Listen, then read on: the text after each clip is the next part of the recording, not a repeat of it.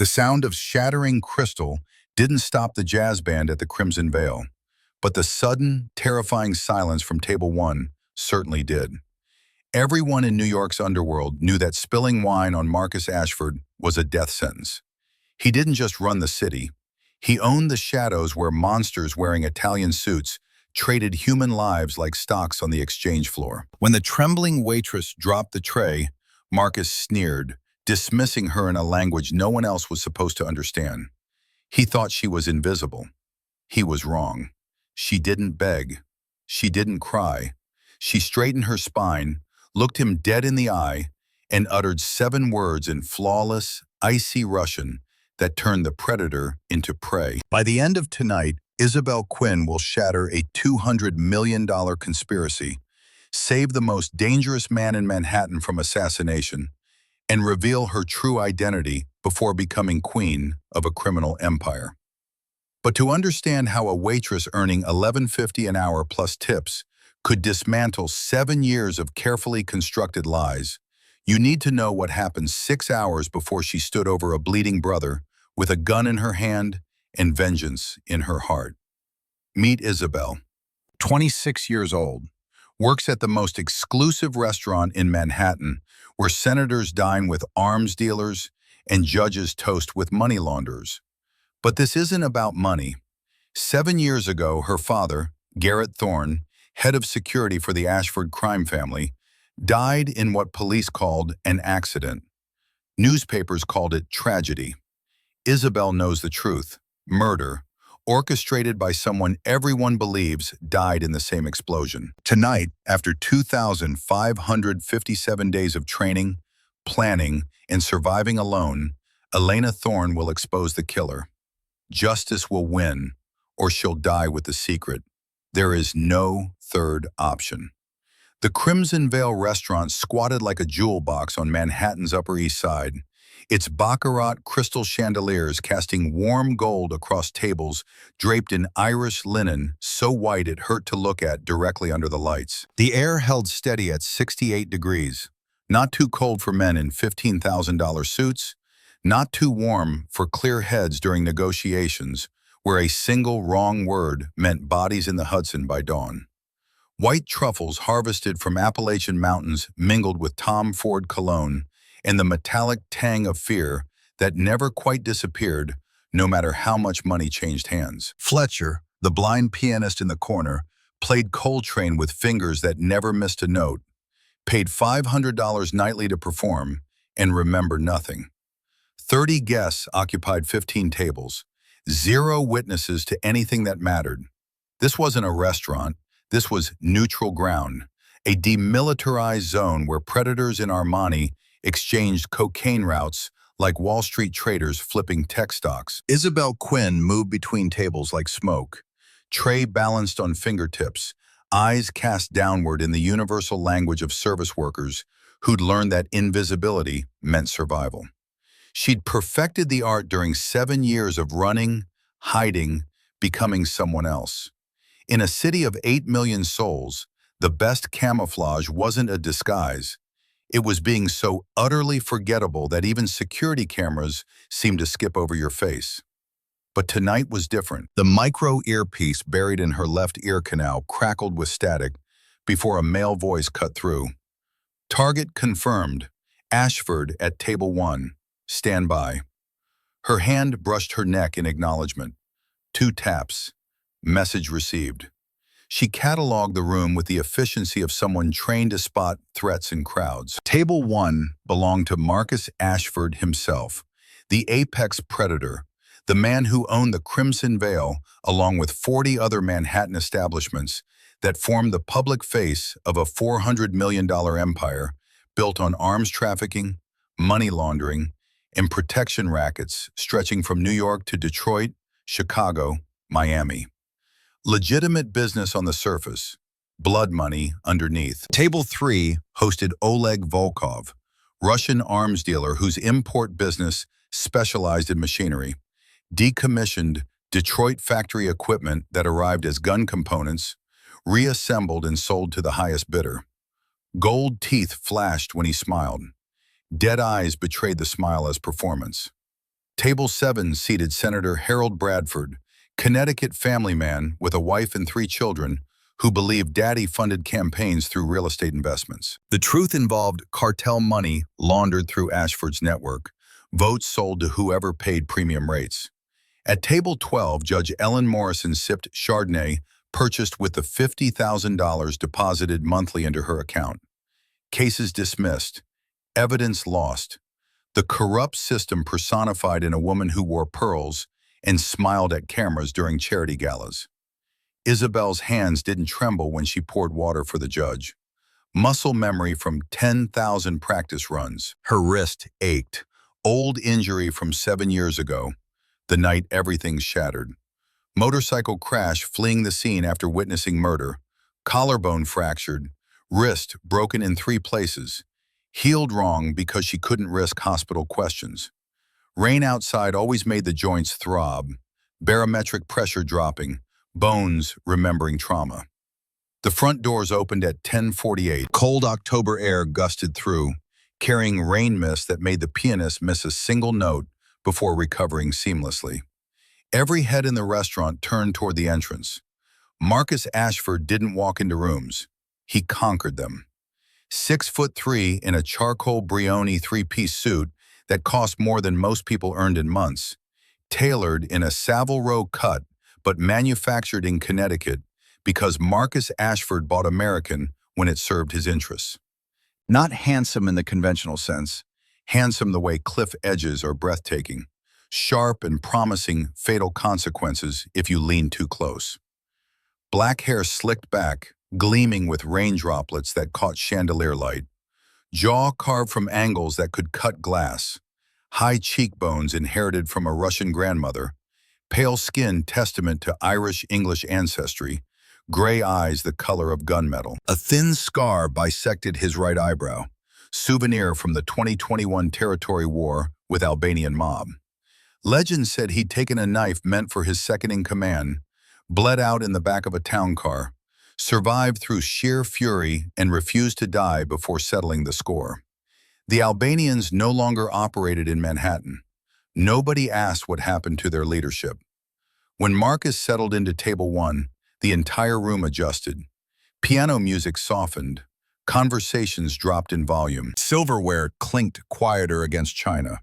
Gravity itself seemed to bend toward him, pulling everything into his orbit. 2 bodyguards flanked his position. Griffin Kane stood at Marcus's right shoulder, 6'1", 240 pounds of Irish muscle, brown hair slicked back with excessive gel, wearing an off-the-rack suit that strained across shoulders built for violence. 20 years of loyalty, eyes constantly scanning for threats, right hand never far from the Glock 19 concealed beneath his jacket. The other guard was new, unfamiliar, someone Isabel hadn't cataloged yet. Griffin snapped his fingers in Isabel's direction without looking at her face. "Pinot, now." Professional smile, eyes down. "Of course, sir." She turned toward the bar where Kyle, the nervous 22-year-old bartender, already had the bottle ready. His hands shook slightly, passing it over. Chateau Margaux, 1985. Dark glass with faded gold label announcing $3,400 in concentrated fermented grapes. "Don't drop it," he whispered. "Boss already fired 2 people this month." Her right wrist throbbed, rain outside intensifying, atmospheric pressure plummeting, old bones screaming. She gripped the bottle tighter, forced her breathing to steady. Just pour the wine, then disappear. The plan remained intact. Halfway to Table 1, the voice in her earpiece crackled again. Change of plans. New target approaching Table 1. Code red. Abort if... Static. Dead air. Silence. Isabel touched the earpiece. Nothing. Someone had jammed the signal or cut her connection deliberately. She scanned the room without moving her head, using peripheral vision to track movements. Who? When? Why now? Table 1 came into focus. Marcus arguing with the man seated across from him, Dmitry Kozlov, nephew of Boris, 40-something with greasy black hair, in cheap gold chains that screamed new money desperation. He represented Brooklyn's Russian alliance, perpetually negotiating port access and territory boundaries with Manhattan operations. You take Hudson River docks, I take Jersey ports, Dmitri. Marcus's voice rolled like underground thunder, felt more than heard. That was the deal. Dimitri's fist slammed down. Deal is void when you... The table jumped. Silverware clattered. Crystal glasses rattled against wood grain. Isabel was leaning in, bottle angled to pour, neck positioned 3 inches above Marcus's glass rim. When the table jolted, the bottle slipped from fingers made slick with condensation, ceramic hitting crystal at precisely the wrong angle. Glass exploded. Red wine erupted across white linen like arterial spray, drops arcing through air in slow motion before gravity reasserted itself. Worse than the tablecloth, catastrophically worse, the main splash caught Marcus directly in the chest. Dark crimson spread across gray Brioni lapels, staining $8,000 of tailored fabric, the liquid seeping into weave and fiber, ruining something irreplaceable. The restaurant fell into silence, so complete that Isabel heard her own heartbeat hammering against ribs.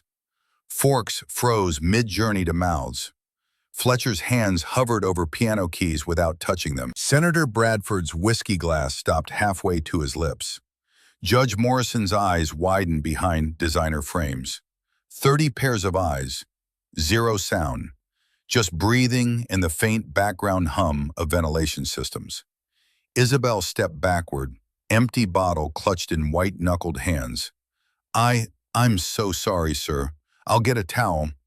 Marcus stood slowly, deliberately, uncoiling like a serpent preparing to strike. He towered over her, more than a foot taller, mass and presence turning her into something small and insignificant. He didn't yell, didn't strike her. That would have been merciful. Instead, he adjusted his cufflinks with precise clicks, each movement calculated, his expression settling into utter boredom mixed with disgust.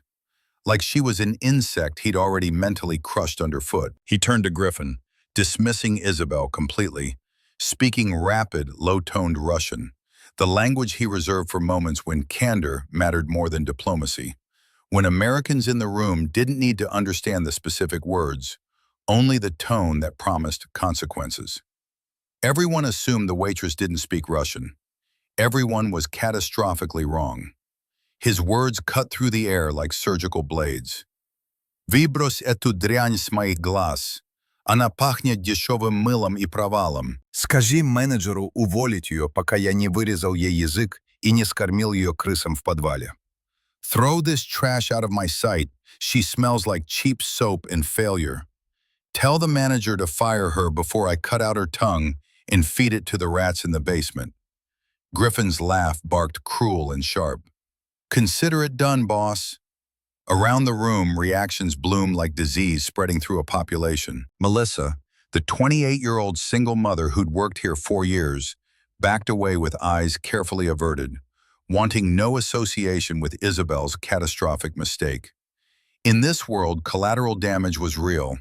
Guilt by proximity, a thing that got you blacklisted or worse. Manager Paolo stepped forward, 50 years old with pomaded hair and nervous energy radiating from every pore. Isabel, come with me. Now. You're terminated. Security will escort. The kitchen door cracked open. Cooks peeked through, faces pale under fluorescent lights, then quickly shuttered again. Don't get involved. Don't witness. Don't become the next problem. Senator Bradford smirked into his whiskey, schadenfreude playing across features made for television cameras. Someone else's misery always tasted sweeter than success. His aide pulled out a phone, angling for the perfect Instagram shot, already composing the caption, "Drama at Crimson Vale, LOL, hashtag rich people problems." Judge Morrison looked away, conflict of interest preventing involvement even in something this minor. Can't be seen taking sides when your salary depends on neutrality, or at least the appearance of it. 2 Wall Street traders at table 9 whispered loud enough to carry, Bet she's fired and blacklisted. Nobody hires Ashford's rejects. She'll be lucky to get work at a diner in Queens. 30 pairs of eyes watching. 0 voices raised in defense. This was Marcus Ashford's world, his rules, his judgment, final and absolute. Paolo grabbed Isabel's arm, fingers digging into flesh hard enough to leave marks. Let's go. Don't make the scene worse. Isabel stood there, empty bottle still gripped, head bowed in perfect supplication. But inside, beneath the performance of contrition, something fractured and reformed into weapon-grade fury. 7 years ago, a man looked at her father with exactly this expression: contempt, dismissal. Like Garrett Thorne was disposable, meaningless, an obstacle to be removed. Right before that man sabotaged the Mercedes brake lines. Right before her father burned alive in twisted metal while she hid in rafters watching.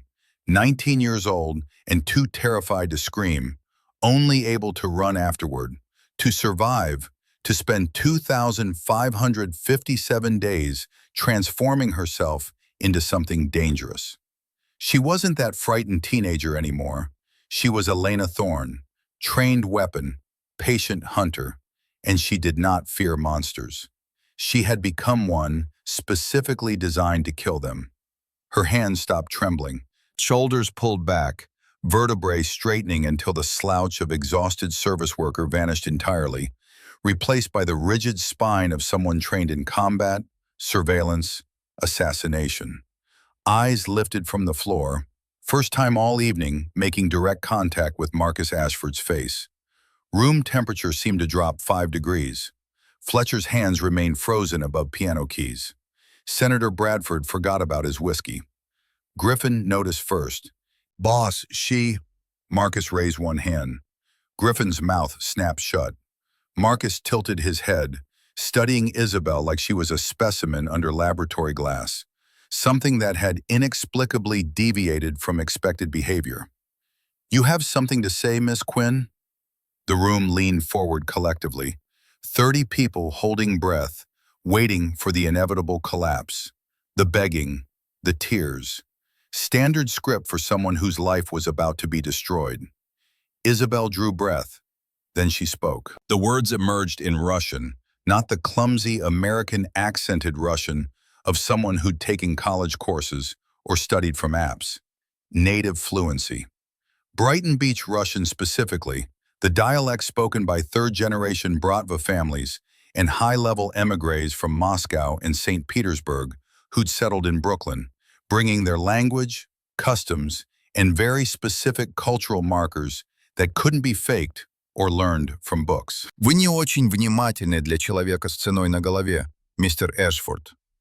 You're not very observant for a man with a price on his head, Mr. Ashford.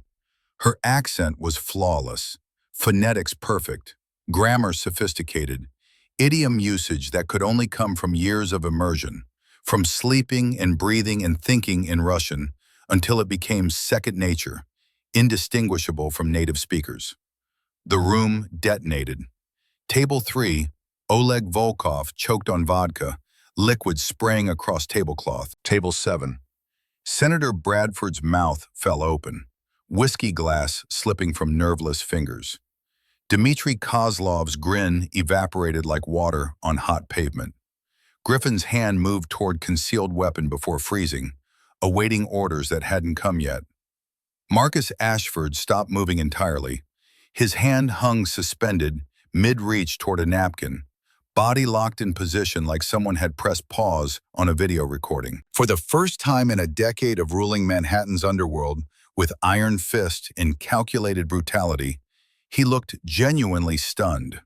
Not angry, not frightened, shocked into complete stillness. Isabel continued, switching to English but maintaining the lethal cadence of someone who knew exactly how much power she held in this moment. And for the record, Mr. Ashford, it's not cheap soap. It's lavender from an upstate New York farm. $40 per bar, actually, organic and locally sourced. Maybe if you weren't choking on your own arrogance, you'd notice the man at the bar in the Navy suit has been photographing your documents with a camera hidden in his tie clip for the past 18 minutes. He's uploaded 23 photos to a server in Delaware. Want me to tell you which shell company? Or would you prefer to continue insulting my hygiene? Silence pressed down with physical weight, heavy enough to crush bones, thick enough to suffocate. Nobody breathed. Nobody moved. The moment stretched and distorted like taffy pulled too far. Griffin found his voice first.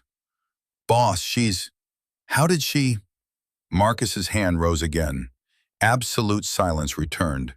His eyes never left Isabel's face. Bar. Now. Quietly. Griffin and two bodyguards moved with professional efficiency, converging on the bar where a man in a navy suit, 40-something, receding hairline, looking like a particularly nervous accountant, suddenly realized his cover was blown. His face drained of color, turning wax figure pale under track lighting. He bolted for the side exit. Griffin was faster, grabbing collar and yanking backward, slamming the man against polished wood with force that knocked breath from lungs. Don't fucking move! Pat-down revealed the camera disguised as tie clip, lens aimed directly at table 1, wireless transmitter actively broadcasting. Griffin checked the man's phone, scrolling through recent uploads before his expression hardened. Boss, 23 photos, financial documents, names, locations, uploading real-time to IP address traced to Wilmington, Delaware. Marcus's jaw clenched, the only visible sign of fury beneath carefully maintained control. Delaware meant shell companies, offshore accounts, someone inside the organization leaking information to enemies or law enforcement or private intelligence firms. Someone close enough to know schedules, security protocols, which documents would be present at which meetings. The second bodyguard dragged the spy toward the back exit. Room heard a muffled shout that cut off abruptly. Silence followed. Everyone understood what silence meant. Nobody asked questions. Marcus turned slowly, studying Isabel with intensity that would have made most people flinch or look away or start babbling explanations. She met his gaze without wavering, without fear, chin lifted in challenge. Who are you? Her voice remained steady, conversational, like they were discussing weather instead of espionage and potential murder. Someone observant, Mr. Ashford. Nobody speaks Brighton Beach Russian, certainly not waitresses earning $11.50 an hour. Then maybe you should reconsider your hiring criteria. Scattered nervous laughter rippled through the room, tension breaking slightly, people unsure whether to be terrified or entertained. Dmitri muttered something in Russian about Marcus looking like a fool. Marcus didn't respond, didn't break eye contact with the woman who just upended every assumption he'd made about his security, his organization, his careful control over every aspect of his world. How did you spot the operative? Reflection in wine glasses. He checked his phone 14 times in 18 minutes. Same angle, same duration. Classic surveillance pattern. Plus, his tie clip was $500 designer, but his shoes were $40 Payless. Details matter, Mr. Ashford. They always do. Marcus glanced at his right hand, at the gold signet ring that had belonged to his father Victor, family crest engraved in precious metal, lion rampant devouring a thorned rose, symbol worn by Ashford men for 3 generations. Then his gaze dropped to Isabel's hands. No jewelry, calluses on fingertips in the meat of her palms, not from waitressing but from something else entirely. Weapons training, sustained practice with firearms, knives, hand-to-hand combat. What's your real name? Isabel set the empty wine bottle on table 1 with deliberate care. It didn't shatter, didn't break, just settled with a solid thud that sounded like finality, like a gavel ending a trial. Isabel Quinn. But as of 30 seconds ago, I quit. She turned on her heel, walking toward the front entrance with measured steps. Not running, not hurrying, just moving with purpose while 30 pairs of eyes tracked her progress. Marcus remained standing at table 1, wine stains spreading across his chest, watching her retreat without moving to stop her. Griffin appeared at his shoulder. "Boss, want me to?" "No, let her go." "But she humiliated you in front of everyone." "She spotted an operative we missed. She speaks Russian like she grew up in Moscow. She's obviously—" "I said let her go, Griffin." Silence. Then, "What do you want me to do?" Marcus kept staring at the door long after it closed behind Isabel's disappearing form. Rain outside had intensified, turning streets into rivers of reflected neon light, washing the city clean of everything except its sins. Find out everything: where she came from, where she lives, how she learned Russian, why she's working here, who sent her. He touched the wine stain absently, fingers coming away red. "And Griffin?" "Yeah, boss. I want to know who cut our communications tonight. Someone jammed her earpiece at the exact moment that operative was photographing documents. Whoever did that is either very lucky or very connected to something much larger than a single spy." "You think she's part of something bigger?" Marcus finally looked away from the door, meeting Griffin's eyes. "I think that woman is the most dangerous person who's walked through these doors in 5 years. And I think we just made a very serious mistake underestimating her." Outside, Isabel walked 10 paces into rain before stopping beneath a streetlight. Cold October wind cut through her thin uniform, raising goose flesh on bare arms. She breathed deeply, letting adrenaline bleed away slowly, replacing it with calculated calm. Phase 1 complete, he noticed. Now he'll come looking. Her reflection stared back from a puddle, brown hair plastered to skull, makeup running slightly, looking exactly like what she was supposed to be: desperate, exhausted, at the end of her rope. Perfect camouflage. Nobody looked too closely at broken things. Across the street, hidden in shadow between buildings, a figure watched. Hoodie pulled up despite rain, hands buried in pockets, face obscured by darkness, and deliberate positioning away from security cameras. The figure pulled out a phone, typed briefly. Text message sent. "She's made contact. Ashford is hooked. Proceed to phase 2. Response arrived within seconds. "Confirmed. Prepare the loft. D." The figure pocketed the phone and melted backward into an alley, disappearing as completely as smoke dispersing in wind. Rain washed away footprints within seconds. No evidence remained except the message, encrypted and bouncing through 7 proxy servers before reaching its destination in a warehouse in Red Hook, where someone was preparing for the next move in a game that had been 7 years in the making.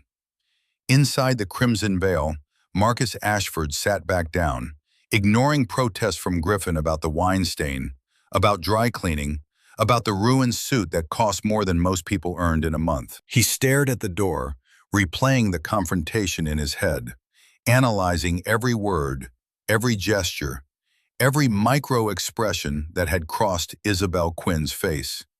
Nobody that good at deception worked as a waitress. Nobody with Brighton Beach Russian and surveillance training and the ability to spot intelligence operatives took jobs serving wine to criminals. She was a plant, an operative, someone sent by enemies or law enforcement or private contractors hired to infiltrate his organization. But why reveal herself so spectacularly? Why burn her cover after only 4 weeks of employment? What was the strategic value in humiliating him publicly, in demonstrating capabilities that should have remained hidden until they could be weaponized for maximum damage? Unless the humiliation was the point, unless she wanted him curious, wanted him to investigate, wanted to draw him into something larger and more complex than simple espionage, the thought should have worried him. Instead, he felt something he hadn't experienced in years: genuine intrigue, interest, the thrill of encountering someone who might actually be his equal in a world where everyone else was either afraid of him or trying unsuccessfully to kill him. He pulled out his phone, sent a text to his personal hacker. Priority 1, find everything on Isabel Quinn. Start with employee records, then go deeper. I want her entire life history by morning. Response came immediately. On it, boss, but this feels hinky already. Her background check was too clean. Nobody's that clean. That's what I'm counting on. Marcus pocketed the phone and stood, gesturing for Griffin to follow. We're leaving. Tell Paulo to close early, pay everyone double for tonight, and have them sign NDAs about what happened here. Anyone talks to press, they're done. Permanently. What about the spy's photos? He uploaded to Delaware. I know where he uploaded. That's my shell company. Whoever hired him didn't do enough research.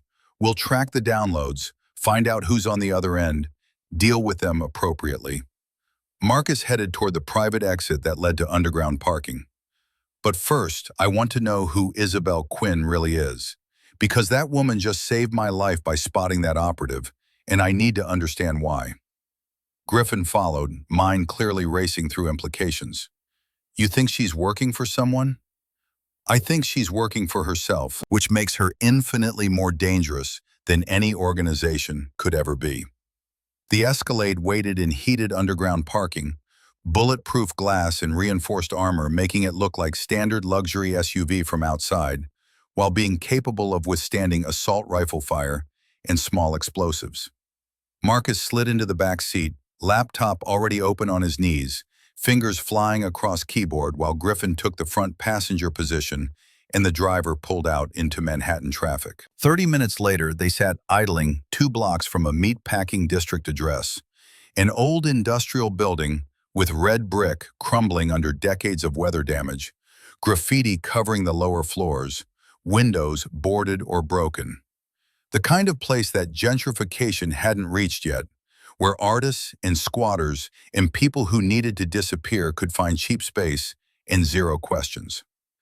Jonah Cypher Mercer hunched over a laptop in the front seat, 22 years old with messy brown hair and glasses that kept sliding down his nose, hoodie bearing MIT logo despite having dropped out 3 years ago after Marcus recruited him for considerably more money than any legitimate tech job could offer. Boss, this is weird as hell. His fingers never stopped moving, code scrolling across multiple terminal windows. Isabel Quinn exists. Born Toledo, Ohio, 2000. Moved to New York, 2022. Social Security matches. Credit history matches. Everything checks out. Dig deeper. Already did. That's where it gets hinky. Dental records in her file are copy-pasted from a deceased woman in Seattle. Sarah Chen died 2020. And her rental agreement for an apartment in Queens? Landlord is a shell company registered in Delaware, owned by a holding firm also in Delaware, which is owned by another holding firm in Delaware. It's shells all the way down, boss. Marcus stared at the building through rain-streaked windows. Who owns the final holding firm? Encrypted. Military-grade AES 256. I can crack it, but it'll take time. This isn't amateur hour. This is witness protection level construction, or something darker. Professional identity creation by someone with serious resources and tradecraft training. She's a ghost, or a Fed, or private intelligence, or... Cypher trailed off, shaking his head. I've seen CIA covers less sophisticated than this. Whoever built Isabel Quinn's identity knew exactly what they were doing. In 10 years running the Ashford Syndicate, Marcus had encountered hundreds of operatives, FBI, CIA, Interpol, private contractors, rival organizations. All of them had tells, nervous energy or overconfidence, or micro-expressions that betrayed their true intentions. Isabel Quinn had displayed none of those markers. Blank slate until she chose to reveal herself in the most spectacular fashion imaginable. Who speaks Brighton Beach Russian? Who spots CIA-level surveillance in 18 minutes? Who quits their job like consequences don't exist? And why, after establishing perfect cover for 4 weeks, would she deliberately blow it to save someone she was presumably sent to investigate or eliminate? Track her phone, Cypher typed rapidly. She ditched the burner in the alley behind Crimson Veil. Smart move. But I'm picking up, wait, secondary device, satellite signal, encrypted VPN, lasted 3 seconds before vanishing. But I got the triangulation. Meat packing district. This address. Marcus gestured toward the building. Let's find out who she really is. Griffin turned in his seat. Boss, this could be a trap. She spots our operative, leads you here, has a team waiting. Then I'll spring it. Alone. You stay in the vehicle. Marcus, Griffin, if this is a trap and I don't come back in 20 minutes, you call Agent Frost at FBI and give her everything on Damien's operations. Burn it all down rather than let them think they killed me and got away with it. Griffin's face went pale. You think this is about Damien?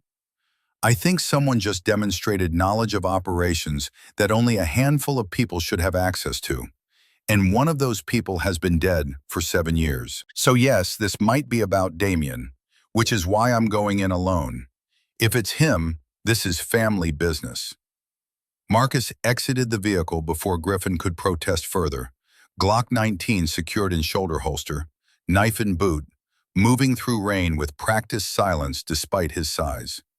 The building's fire escape offered access to the 3rd floor without using the front entrance where cameras might be positioned. Rusted metal protested under his weight, but held, bolts still secured to crumbling brick. 3rd floor, door marked 3B. Lock was laughably simple.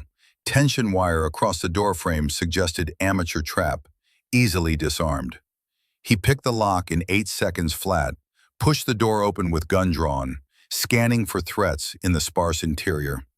Mattress on the floor, folding table, camping stove, bathroom door ajar showing basic fixtures, and covering one entire wall, a conspiracy theorist's wet dream of maps and photographs connected by red yarn. But these weren't New York maps. These were United States maps showing Chicago, Detroit, Miami, Las Vegas, New Orleans, major cities where organized crime had foothold, where territory wars played out in back alleys and boardrooms. Photos of men in expensive suits, faces Marcus recognized from 5 families meetings, from business negotiations, from the upper echelons of East Coast criminal enterprises. In the center of the web, a large recent photograph of Marcus himself, taken outside the Crimson Veil last week based on the clothing he'd worn. Next to it, a photo of Victor Ashford, Marcus's father, dead 7 years, the patriarch who'd built the Ashford Syndicate on principles of honor and loyalty and specific moral boundaries that his sons had inherited or rejected in their own ways. A note beneath Victor's photo, handwritten in feminine script, killed by family, unsolved, target, find truth. You're loud for someone who runs covert operations, Mr. Ashford. Marcus spun toward the voice, gun tracking the sound. Isabel stepped from the window nook, emerging from shadows like she'd materialized from darkness itself. She'd changed clothes, black tactical pants, fitted thermal shirt that showed lean muscle, hair pulled back in ponytail. Glock 19 with suppressor rested casually on her thigh, grip loose, confident. If I wanted you dead, you'd be bleeding out on the stairs. Marcus kept his weapon trained center mass.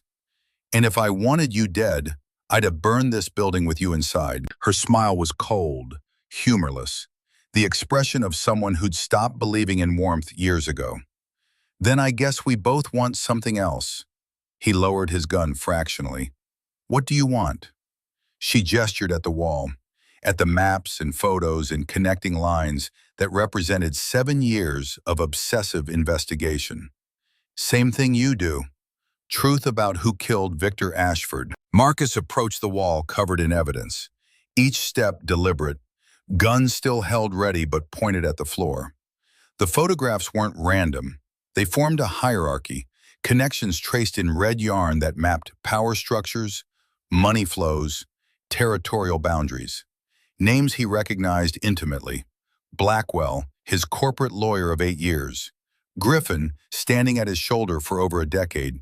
Dmitry Kozlov, all 5 family dons. And beneath each photo, notes in that same feminine handwriting detailing operations, dates, locations that should have been known only to people deep inside the organization. "You've been tracking me for months." Isabel crossed to the wall, standing close enough that he could smell rain in her hair, mixed with something else. Lavender, the soap she'd mentioned. The detail that had seemed trivial until it became evidence of someone paying attention to things most people overlooked. 4 months since I arrived in New York. 7 years since I started gathering information on everyone connected to what happened that night. What night? Her finger traced a line from Victor's photo to another image Marcus hadn't noticed initially. A man in his 40s, military buzz cut, kind eyes, wearing the tactical vest of professional security personnel. The face triggered memory like a hammer to glass, shattering carefully maintained walls. Garrett Thorne, Victor's head of security for 15 years. Decorated Marine who'd taught young Marcus how to shoot, how to think tactically, how to read people's intentions through body language and micro-expressions. A man who died in the same car crash that killed Victor, brake failure on a mountain road in the Catskills, Mercedes tumbling 300 feet before exploding on impact. Authorities ruled it mechanical failure, bad luck, tragic accident that took two good men from the world. Your father met someone from an underground organization the night he died. I was there. Marcus's hand tightened on the Glock. You were there? You're 26. That crash was 7 years ago. You would have been 19. I was 19. She pulled a photograph from the wall, old Polaroid faded at the edges.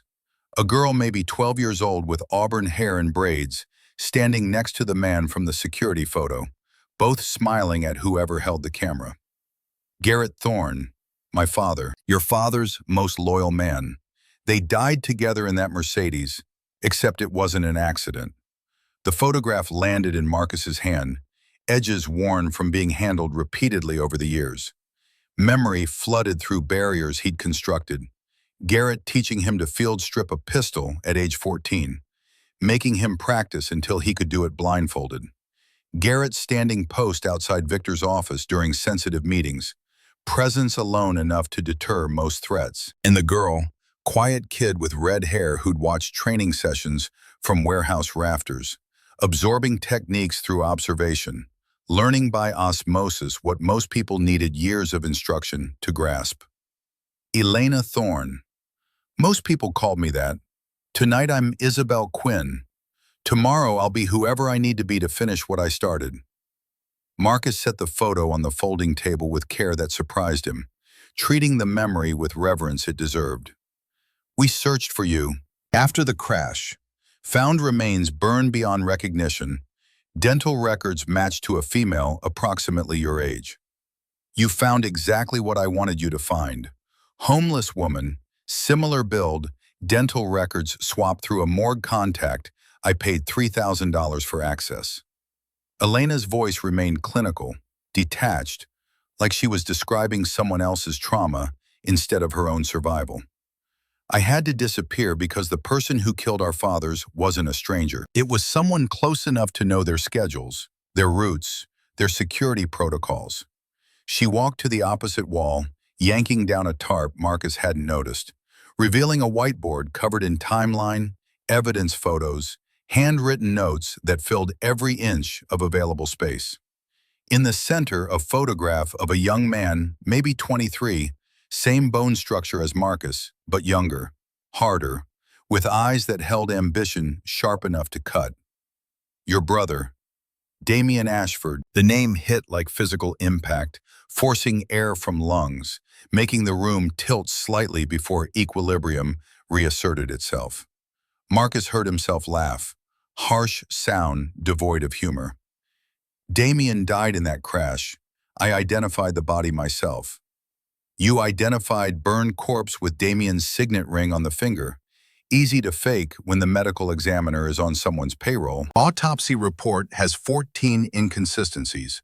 Body temperature wrong for estimated time of death. Burn patterns inconsistent with explosion. Dental records that were never actually verified through independent sources. DNA test that was supposedly run? Never happened. I have the medical examiner's bank records showing $50,000 deposit 2 days after the crash. She thrust a folder at him, manila envelope stuffed with documents. Marcus caught it reflexively, hands moving before conscious thought engaged. Inside, evidence that should have been impossible to obtain, bank statements showing account in Delaware with $40 million in deposits spanning 2019 to present, each deposit correlating with Ashford's syndicate operations that had gone wrong, shipments intercepted, witnesses who disappeared before testifying, deals that fell through at the last moment. Photos showed a man in hoodie, face obscured by shadow, in deliberate positioning away from cameras, but wearing distinctive gold signet ring identical to the one Marcus wore on his own right hand. Family crest visible despite image quality, lion-devouring rose clear enough to identify. Photos taken in Chicago 2023, Detroit 2024, Miami 2025, cities where Marcus had operations, where his network extended, where someone would need intimate knowledge of organization structure to move undetected. Intercepted dark web message printed on paper, encryption partially broken. Target, Marcus Ashford. Timeline, October. Payment, $5 million. Contact, the architect. Dated 2 weeks ago. Medical records from Los Angeles facility. Patient name redacted but surgical details present. Severe burn reconstruction. Left facial side. Extensive grafting and tissue manipulation. Procedures spanning 6 months in 2020. Cost exceeding $200,000, paid through offshore account traced back through shell companies to the same Delaware holding firm that appeared on other documents. Marcus's hands shook imperceptibly, tremor barely visible but there nonetheless, betraying the control he prided himself on maintaining. The architect. I've heard rumors. Underground figure consolidating operations, eliminating competition, building something that spans multiple cities. It's Damien. He spent 7 years constructing an organization called the Raven Syndicate. Human trafficking, money laundering, contract killings, using intelligence he gets from inside your organization. How? I rebuilt everything after Victor died. New protocols, new security, new people in key positions. Not everyone. Lawrence Blackwell, your corporate lawyer for 8 years, the man who handles every contract, every shell company, every offshore account you operate, he's the leak. Elena tapped the laptop sitting on her folding table, screen illuminating with email exchanges between Blackwell and an encrypted account, subject lines that made Marcus's blood pressure spike.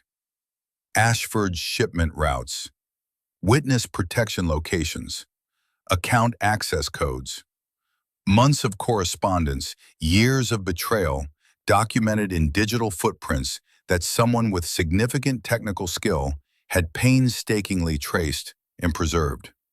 I hacked Blackwell's home server 6 weeks ago. He's been feeding Damien everything for 5 years. Every operation failure, every close call, every time you thought you had bad luck or coincidence, that was your brother undermining you while hiding behind a lawyer you trusted. Marcus paced the small space, mind racing through implications that grew exponentially with each connection made. The ambush in Detroit last year that killed 3 of his men, he'd attributed it to Albanian mob retaliation, never questioned why they'd known his crew's exact route.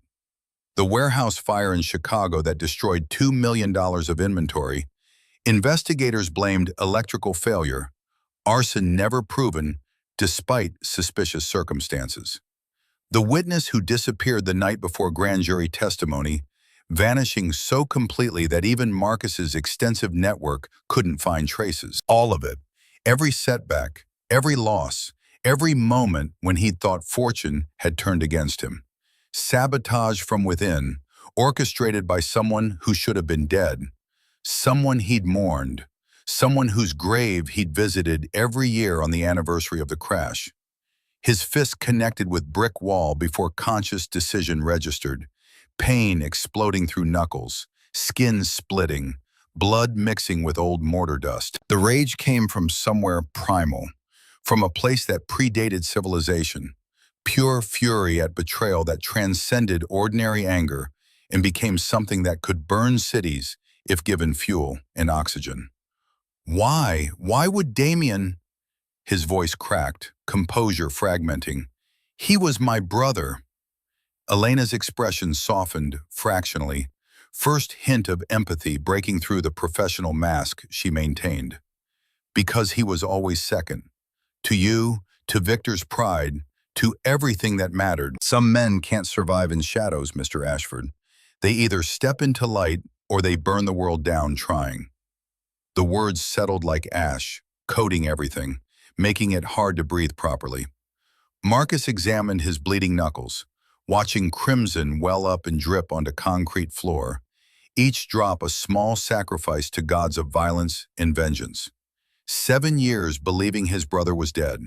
7 years of guilt for surviving when Damien hadn't. 7 years of carefully maintained lies that someone had constructed specifically to destroy him from within, while he grieved and rebuilt, and never suspected the monster was family wearing a dead man's face. Why tell me? Why not go to FBI, police, anyone with authority to act on this information? Because the system is compromised. Blackwell has judges in his pocket. I have documentation of payments to 3 sitting judges, including one on the state Supreme Court. Damien has FBI contacts through the Raven Syndicate, agents who feed him information about ongoing investigations in exchange for money or leverage or promises of protection. Elena hesitated, first time showing vulnerability that wasn't calculated for effect. Her hand went to her collarbone, unconscious gesture towards scar tissue hidden beneath thermal shirt. And because I can't kill him alone, I've tried. 3 times in the last 2 years I've gotten close enough to take the shot, and 3 times something went wrong. His security was tighter than intelligence indicated, or backup arrived earlier than predicted, or variables I couldn't control shifted at critical moments. I need someone with resources, with organization, with the kind of power that comes from controlling territory and people. You need the most dangerous man in New York. I need Marcus Ashford to care more about truth than pride, to want justice more than he wants to maintain comfortable illusions about his family. The challenge hung between them like drawn blade, sharp and gleaming and promising blood if either of them moved wrong. Marcus studied her face, cataloging details. Exhaustion around eyes that suggested months of inadequate sleep, tension in jaw muscles from grinding teeth, pallor beneath skin tone indicating stress, and possibly malnutrition from prioritizing mission over self-care. This woman had sacrificed everything to chase revenge, burning 7 years of her life on altar of justice for a father no one else remembered. What's in it for you besides revenge? Proof that I'm not insane, that I didn't waste 2,557 days chasing ghosts, that my father's death meant something beyond random, mechanical failure. Her voice dropped to whisper, I need to stop being afraid. I need to sleep without checking exits first. I need to exist as something more than weapon aimed at target that keeps moving. Marcus opened his mouth to respond, words forming that might have been agreement or sympathy or recognition of kinship between damaged people seeking similar redemption. His phone vibrated against his ribs, Griffin's emergency tone cutting through moment like gunshot through silence. The text was 3 words, motion sensors triggered. Marcus's training overrode emotion, tactical thinking reasserting control. How many exits does this building have? Elena's posture shifted instantly, weapon coming up to ready position, all vulnerability evaporating like water on superheated metal. 2. Front entrance and fire escape were standing next to. Both will be covered if they're professional. Who's they? Damien's people. He knows you're here. Probably had surveillance on this location since I moved in, waiting for me to make contact with someone who mattered. We just triggered his trap. Back exit? Fire escape, 2-story drop to alley. Not ideal, but survivable with proper technique. Marcus checked his magazine, confirming full load plus one in chamber. 17 rounds. Against how many? Unknown. Poor tactical situation, but better than waiting inside a kill box for enemies to breach and clear. I hate jumping from buildings. Elena's smile was quick, genuine despite circumstances, showing teeth that seemed too white against the darkness pressing in from outside. Try not to spill wine on yourself this time, Mr. Ashford. They moved in concert, Marcus providing cover while Elena threw open the window, rain and wind howling into the small space. October cold biting exposed skin. Below, the fire escape descended into darkness, metal slick with precipitation, rust compromising structural integrity in ways impossible to assess until weight tested weakened joints. 3 count, tuck and roll on landing, absorb impact with legs, not spine. Marcus wanted to mention his shoulder injury from 2021, wanted to explain that jumping from heights with compromised joint would risk dislocation or worse. Want to, but didn't, because admitting limitation meant showing weakness, and weakness in his world meant death or exploitation. So he nodded curtly, gathering himself for action that would hurt regardless of technique. Elena went first, launching herself through window with fluid grace that suggested extensive training, body moving through space with precise control. She hit the second-floor platform, rolled forward to disperse momentum, came up in crouch with weapon ready within 2 seconds. Professional execution, military or intelligence background evident in every movement. Marcus followed with significantly less grace. 220 pounds of muscle and bone, impacting metal grating that shrieked protest, rails bending under force, entire structure swaying dangerously. He rolled instinctively, but his injured shoulder absorbed too much impact. White-hot pain radiating through joint, ligaments protesting treatment. His ankle twisted on landing, not broken but badly sprained, the kind of injury that would hobble him for hours or days, depending on severity. The front door of the loft exploded inward, flashbang detonation, smoke billowing through interior spaces.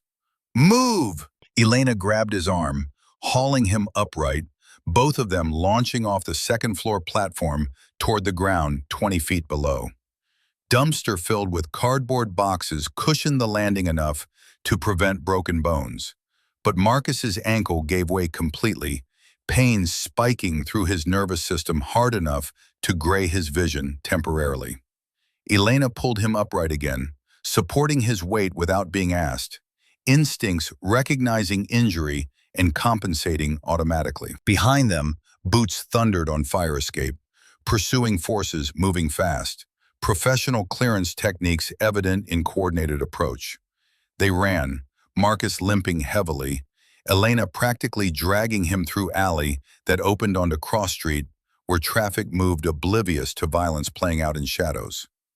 3 black SUVs blocked the intersection, doors opening, operatives in tactical gear emerging with rifles raised to shoulders, laser sights painting red dots across wet pavement. Elena fired twice without appearing to aim. Suppressed rounds punching through windshield of nearest SUV, driver jerking backward in seat, vehicle careening into parked car with crunch of metal. She grabbed Marcus's collar, yanking him into narrow passage between buildings, space barely wide enough for single person to navigate sideways, walls pressing close enough to scrape skin through clothing. The passage terminated at chain-link fence 8 feet high, topped with razor wire that gleamed dully under distant streetlights. Elena holstered her weapon, jumping to grab upper edge, pulling herself over with upper body strength that suggested extensive conditioning. She cleared the razor wire through combination of momentum and careful positioning, dropping to the other side and immediately turning to offer assistance. Marcus grabbed the fence, climbing one-handed while the other maintained grip on his Glock, refusing to be completely disarmed even if it meant slower progress. At the top, razor wire snagged his jacket, fabric tearing with sound like ripping silk, expensive material surrendering to physics and circumstance. He dropped heavily, landing on his good leg before the injured ankle gave way again, sending him stumbling into Elena's waiting support. Behind them, operatives reached the passage entrance, flashlights sweeping darkness, radio chatter coordinating pursuit. 6 men minimum, possibly more in reserve, equipped with military-grade hardware that outgunned 2 people with pistols by any rational tactical assessment. Elena pointed towards Service Road paralleling the river, towards shadows thick enough to hide their escape. This way, stay low. They moved as quickly as Marcus's injury allowed, Elena adjusting her pace to match his limitation, providing support without making him feel like dead weight being dragged to safety. The river smell intensified as they approached, Hudson carrying urban runoff and industrial waste downstream, algae blooming in eddies where currents slowed, fish long since fled to cleaner waters or adapted to toxicity. Elena stopped beside a metal grate, hands working at edges, prying it up with strength that belied her frame. The opening revealed darkness, ladder descending into underground maintenance tunnels that stretched beneath the city like capillaries beneath skin, infrastructure from another era still functioning despite decades of neglect. Marcus stared at the sewage grate with expression that would have been comical under different circumstances. "You're not serious." Raven Syndicate has access to every traffic camera in Manhattan. They'll track us through facial recognition, license plate readers, any vehicle we take. Underground is the only route they can't monitor. "I'd rather die clean than live covered in, than die. I'm not interested in corpses who care about appearances." Elena swung herself into the opening, boots finding rungs with practiced ease, disappearing into darkness without waiting for response. Marcus cursed comprehensively, holstering his weapon and following her down into the maintenance tunnel, metal rungs slick with moisture and biological slime he refused to identify. Air thick with smells he'd spend hours in shower trying to forget. The grate clanged shut above his head, sealing them into darkness, illuminated only by Elena's small LED flashlight, beam cutting through gloom to reveal concrete walls weeping moisture, pipes dripping rhythmically, graffiti dating back decades marking territory claimed by urban explorers and homeless populations. They walked for what felt like hours but was probably 40 minutes, Marcus's ankle swelling inside his shoe, each step requiring conscious effort to ignore pain that wanted to drop him into sitting position until rescue arrived or he bled out from injuries accumulated over the course of this catastrophic evening. Elena moved confidently through the maze, taking turns without hesitation, navigating by internal compass or memorized map, never once appearing uncertain about direction or destination. Eventually, they emerged in Queens Industrial Park, storage facility with rows of identical units painted institutional gray, security cameras positioned at intervals that suggested minimal actual monitoring, place where people kept things they didn't want found or acknowledged. Elena punched code into keypad 7429, and door rolled upward, revealing space that was definitely not storage. The safe house showed preparation spanning months or years. Military-grade cot with sleeping bag rated for sub-zero temperatures. Medical station with supplies that went far beyond first aid. Surgical tools, antibiotics, IV equipment, blood bags.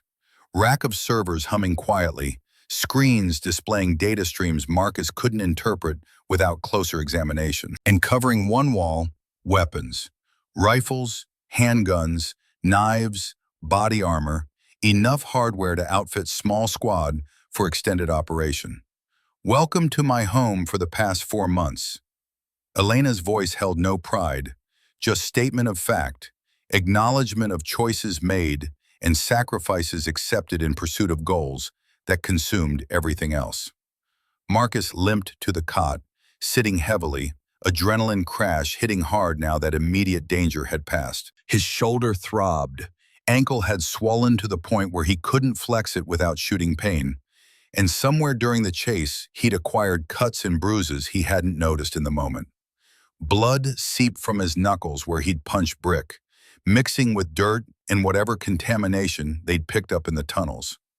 Elena grabbed the medical kit, pulling a chair close enough to work without invading his space more than necessary. Shirt off. I need to check that shoulder. Buy me dinner first, Miss Thorne. Call me Elena. Isabel Quinn doesn't exist anymore, and formality seems ridiculous after you've seen my conspiracy wall and followed me through sewage tunnels. She opened antiseptic, cotton swabs, bandages. Now take off the shirt before I cut it off, Mr. Ashford. Marcus, and the shirt costs $400. I'll bill you. Shirt off. Now. He complied, shrugging out of the jacket and vest, unbuttoning the dress shirt that had started the evening pristine white and was now comprehensively ruined by wine, blood, and subterranean filth. Elena's hands were cool and professional when they touched his shoulder, probing the joint with pressure that made him hiss between clenched teeth. Not dislocated, but you've torn something. Rotator cuff probably, or one of the supporting ligaments. You need imaging, possibly surgery depending on severity. I'll get imaging after we deal with Damien. You'll get imaging before you lose function of your arm permanently. Don't be stupid about injuries, Marcus. Pride doesn't heal tendons. She poured antiseptic over the knuckles he'd damaged, liquid burning like liquid fire in open wounds, causing involuntary flinch. Hold still, this is going to sting. It already stings. Then it's going to sting worse. She wrapped gauze with efficient movements, securing it with medical tape, hands steady despite everything they'd experienced in the last 2 hours. Ankle next, boot off. The boot came off with difficulty, swelling making it difficult to work leather over damaged joint. When the sock followed, they both saw the extent of the damage. Purple bruising spreading like watercolor, swelling that made the ankle appear grotesque, unnatural enlargement that suggested torn ligaments at minimum. Elena palpated carefully, watching Marcus's face for reactions. Not broken, severe sprain, grade 2 or 3. You're off this leg for at least a week, probably 2. I don't have 2 weeks. Damien isn't going to wait for me to recover. Then we adjust strategy. You provide intelligence and resources. I do the field work that requires functioning ankles. That's not negotiable. Elena pressed ice pack to his ankle, pressure firm enough to ensure cold penetrated deep tissue. You're injured. Accepting that reality isn't weakness, Marcus. It's tactical assessment. Wounded assets get sidelined or they get everyone killed. The truth in her words stung worse than antiseptic, burning pride and self-image with equal effectiveness. Marcus Ashford didn't get sidelined. He led from front, took point, put himself at greater risk than anyone in his organization because that's what leadership meant in his world. But Elena was right. Hobbling into combat situations with damaged ankle and torn shoulder meant becoming liability instead of asset, endangering mission and anyone working alongside him. Tell me about the 7 years, what you did, how you survived. Elena sat back, ice pack still held against his ankle, expression distant like she was looking at something beyond the concrete walls surrounding them. First year was pure survival. Ran to Toledo where I'd been born, then Nashville, Denver, working cash jobs that didn't require background checks or references. Lived in my car, sent money to dead drop boxes every month to buy information from dark web contacts who specialized in criminal intelligence. Intelligence on Damien? On everyone connected to that night.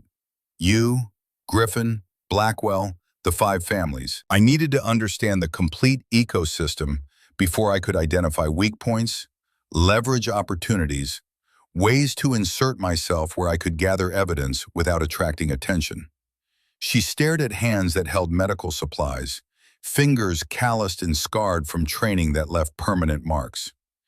Year 2, I found someone in Nevada, ex-Navy SEAL running private training compound in the desert, teaching tactical skills to private contractors and people who needed capabilities but couldn't access military channels.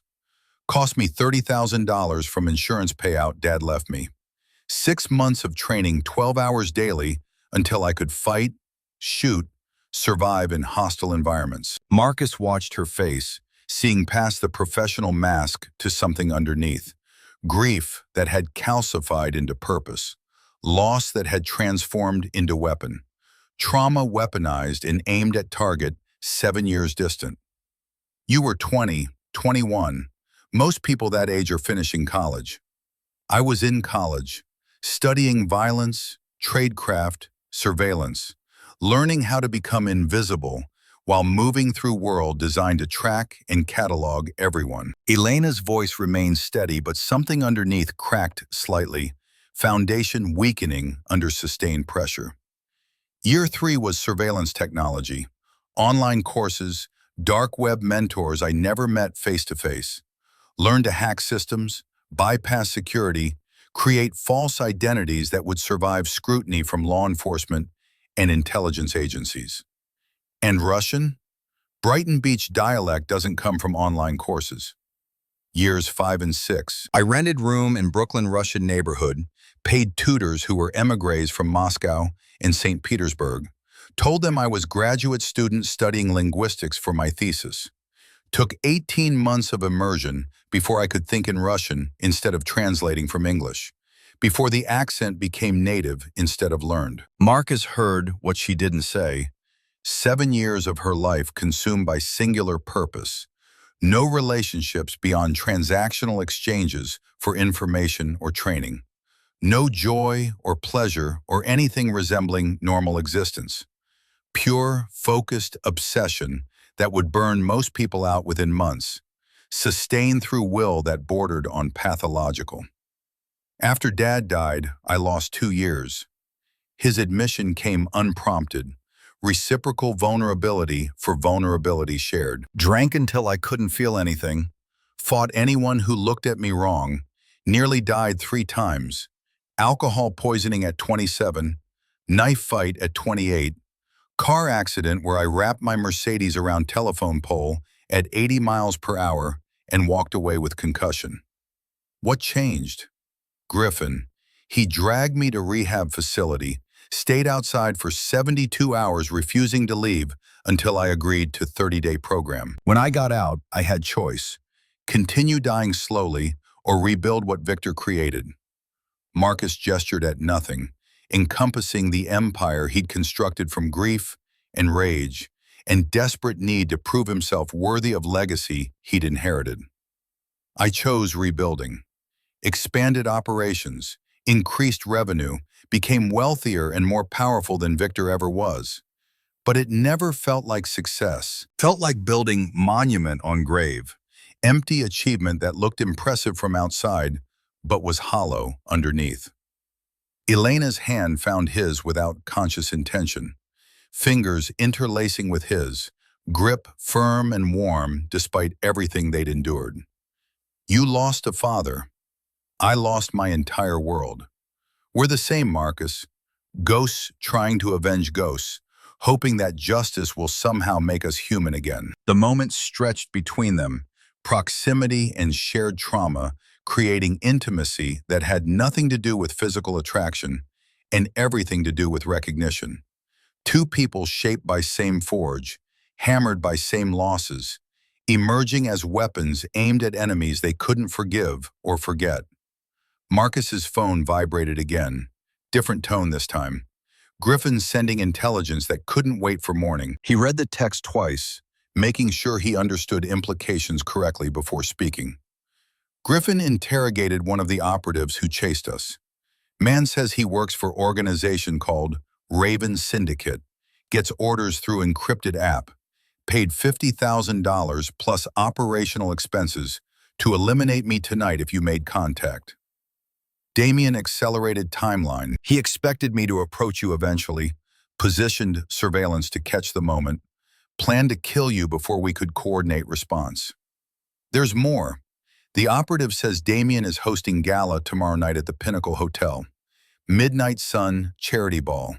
He's going public as David Novak, tech philanthropist who survived tragic accident through extensive reconstructive surgery in Los Angeles. Clean past, legitimate wealth, giving back to community through charitable foundation. Elena's expression hardened into something approaching hate, pure emotion breaking through professional control. He's going to announce you as criminal while positioning himself as hero. FBI raids your penthouse while you're fugitive. 5 families distance themselves from scandal. Damien inherits empire by default because he's the only surviving Ashford with clean reputation. Then we crash his gala, expose him before the 5 families, prove he's alive, show everyone exactly what he's done. Security will be extreme. Biometric screening, facial recognition, armed operatives throughout venue. We can't just walk through front door with the faces we're wearing now. Marcus pulled his phone out again, scrolling through contacts until he found the one he needed. I know someone who specializes in transforming people into whoever they need to be. Costs a fortune, but she's never failed a job, and discretion is guaranteed because half her clients are federal agents working undercover operations. How long for full transformation? 6 hours if we pay premium rates. We go tonight, she works through morning, we're ready by evening. Marcus stood carefully, testing his ankle, finding it could bear weight if he moved cautiously, and accepted significant pain as operational baseline. But first I need to make arrangements. Griffin's family is in danger. Damien knows who matters to me. We'll target them to gain leverage. Elena was already moving toward the weapons rack, selecting items with practiced efficiency. Where are they now? Home in Queens. Wife Bridget, daughters Fiona and Maeve, 8 and 5 years old. Sitting in house that Damien probably has under surveillance already, waiting for optimal moment to strike. Then we move them first. Gala can wait 6 hours. Children can't. The plan came together quickly. Marcus calling Griffin with instructions to extract his family immediately. Elena providing coordinates for cabin in upstate Catskills that she'd established as emergency refuge, off-grid and isolated enough that finding it would require resources Damien might not have immediately available. But even as they coordinated logistics, Marcus's phone buzzed again. Different number this time, text from unknown sender. Nice rescue attempt, big brother, but you missed the real play. Check your penthouse security feed. D. Marcus opened the app controlling cameras throughout his penthouse apartment, feeds showing multiple rooms simultaneously. The living room camera showed Damien standing in the center of the space, white suit immaculate despite rain outside, scarred side of his face visible in profile, holding glass of Marcus's scotch like he owned the place. Damien looked directly at camera, smiling, raising the glass in mock toast before speaking words that the camera captured through audio feed. Hello, Marcus. Long time. See you tomorrow night at the Pinnacle. Don't be late. I have special surprise for your new girlfriend. He threw the glass into fireplace, crystal shattering, flames consuming alcohol instantly. Then he walked out of frame, leaving room exactly as he'd found it, except for broken glass in violation of sanctuary that Marcus had believed secure against any intrusion. Elena watched the footage over Marcus's shoulder, breath warm against his neck, presence grounding him when rage threatened to overwhelm tactical thinking. He's escalating, forcing confrontation on his timeline, his terms, his ground. We're reacting instead of acting. Then tomorrow, we take the initiative. We go to his gala, we expose him in front of everyone who matters, and we end this 7-year game definitively. Marcus's voice carried weight of decision made, commitment accepted, path chosen that would lead to resolution or destruction. One way or another, tomorrow night Damien Ashford stops being ghost story and becomes corpse, final and permanent. And if we fail? Marcus met her eyes, seeing reflection of his own determination mixed with fear neither would acknowledge aloud. Then at least we failed together, which is better than spending another 7 years alone, chasing shadows, never quite believing our own sanity. Elena's hand squeezed his, grip tight enough to hurt, fierce enough to anchor them both against the storm that was coming. Together then, partners. Partners, equal authority, equal risk, equal share of whatever consequences come from tomorrow night's actions. They sealed the agreement with handshake that transformed into something more. Her hands sliding up to his forearm, his closing over hers, both of them holding on like drowning people gripping wreckage, finding stability and connection forged through shared purpose and mutual recognition of damaged souls seeking redemption through violence that might save them or destroy them, but would definitely end the limbo they'd both existed in for far too long. Outside, rain continued falling, washing the city clean of everything except its sins.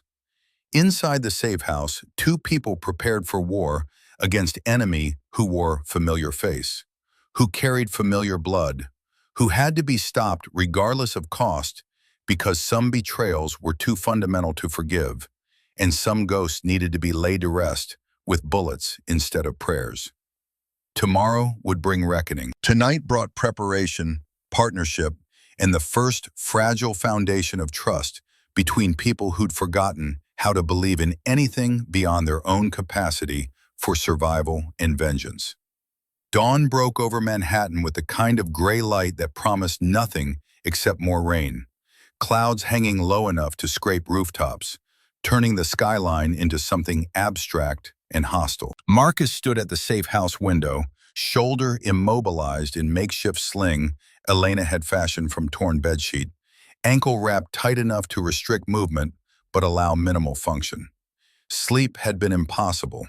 Too much adrenaline, too many years of careful lies unraveling, too much rage at brother who'd stolen 7 years and still wanted more. Behind him, Elena moved through morning routine with military precision, checking weapons, reviewing tactical plans, eating protein bars that tasted like cardboard but provided necessary calories for operations that demanded peak physical performance. She'd slept 3 hours total, curled on the floor beside the cot with knife under makeshift pillow, never fully unconscious even in moments approaching rest. Marcus's phone buzzed with incoming call from Griffin, voice tight with stress when he answered. "Boss, we've got situation. Bridget and the girls, someone grabbed them from the house 20 minutes ago. Found the place tossed, blood in the kitchen, but not enough to indicate fatalities. Left message on mirror in lipstick. Pier 47, 3 a.m., come alone or they drown." The words hit like hammer blows, each one driving deeper into places Marcus kept protected through layers of calculation and controlled violence. Griffin's family had become collateral, innocent leverage in war that should have remained between people who'd chosen this life, accepted its consequences, understood that death came with the territory. How many took them? Security footage shows 4 men, professional gear, moved fast and coordinated, in and out under 2 minutes. Bridget fought, neighbors heard screaming, but by the time anyone looked outside, they were gone. Girls were asleep, probably didn't wake up until they were already in transit. Marcus checked his watch, 6 a.m., 21 hours until deadline. Enough time to plan extraction, coordinate assets, prepare contingencies. Not enough time to guarantee success without casualties. Send me everything you have, footage, witness statements, any vehicle descriptions. And Griffin? Yeah, I'm getting them back. That's not negotiable. That's absolute. He ended the call, turning to find Elena already pulling up maps on her laptop, fingers flying across keyboard, accessing databases that shouldn't have been available to civilians, but were when you knew how to navigate dark web markets and had cryptocurrency to spend on access. Pier 47 is abandoned, shut down 5 years ago when the shipping company filed bankruptcy. Perfect location for ambush. Isolated, no civilian traffic, multiple approach vectors that can be covered by small team with adequate weapons. Which means Damien expects me to show up alone, probably has snipers positioned on surrounding buildings, team inside ready to execute Griffin's family the moment I'm secured or neutralized. Elena zoomed the map, highlighting specific structures around the pier. 3 buildings have clear sight lines: warehouse to the west, office complex north, abandoned apartment building east. If I were planning this operation, I'd position shooters in all three locations with overlapping fields of fire. Ensure no approach remains uncovered. What about Griffin's family? Where would they be held? Close enough to move quickly if terms aren't met. Far enough that they're not immediately accessible if someone storms a location. My guess is this warehouse here, she tapped screen, indicating structure 2 blocks from the pier. Connected to underground parking, multiple exits, defendable position. I'd keep hostages there with minimum security, move them to pier only when primary target arrives. Marcus studied the layout, mind working through variables and contingencies, calculating odds that worsened with every factor considered. We need more information. Vehicle tracking, thermal imaging, something to confirm location before we commit to action that might get everyone killed. Griffin's wife has phone, right? Most people don't separate from devices even under duress unless forced. If we can access her cellular signal, we might triangulate position without alerting Damien's people that we're already moving. Bridget uses Life 360 for family tracking. Griffin has access. We can pull her last known location from there. Elena opened new window, fingers dancing across keys, bypassing security that should have prevented unauthorized access, but collapsed under sustained technical assault from someone who'd spent years learning how to break digital locks. Got it. Phone's location services were disabled manually 30 minutes ago, but I can see last ping before shutdown. Red Hook, Brooklyn. Warehouse district exactly where I predicted. The confirmation narrowed their options, while simultaneously providing focus, target location that could be verified through reconnaissance before committing to full extraction. Marcus pulled his phone again, texting Cypher with coordinates and request for satellite imagery. Anything that showed heat signatures or vehicle positioning around the warehouse. Response came within minutes. Thermal scans showing 4 signatures in the warehouse's ground floor. 2 smaller ones that likely represented children based on size differential. Adult female matching Bridget's approximate dimensions, and 4 guards rotating between positions. Basement showed no activity, upper floors dark and empty. 4 guards means minimal security, which suggests either confidence in position's defensibility or limited resources available on short notice. Damien's accelerating timeline, grabbing hostages this quickly indicates desperation or opportunity he couldn't pass up. Elena was already selecting weapons from the rack, choosing suppressed Glock for close quarters work, tactical knife for backup, flashbang grenades for disorientation rather than lethal force. We hit them before deadline, extract Griffin's family, disappear before Damien realizes the trap failed. Then we proceed to Gala as planned, except now he knows we're not responding predictably. I'm injured, shoulders compromised, ankle limits mobility. Sending me into combat situation is not up for debate. Marcus moved toward the weapons rack despite pain that flared with every step, selecting hardware that would function even with limited range of motion. Griffin's watched my back through wars, assassination attempts, and the worst years of my life after Victor died. I don't abandon that because tactics suggest easier paths. That's not who I am, Elena.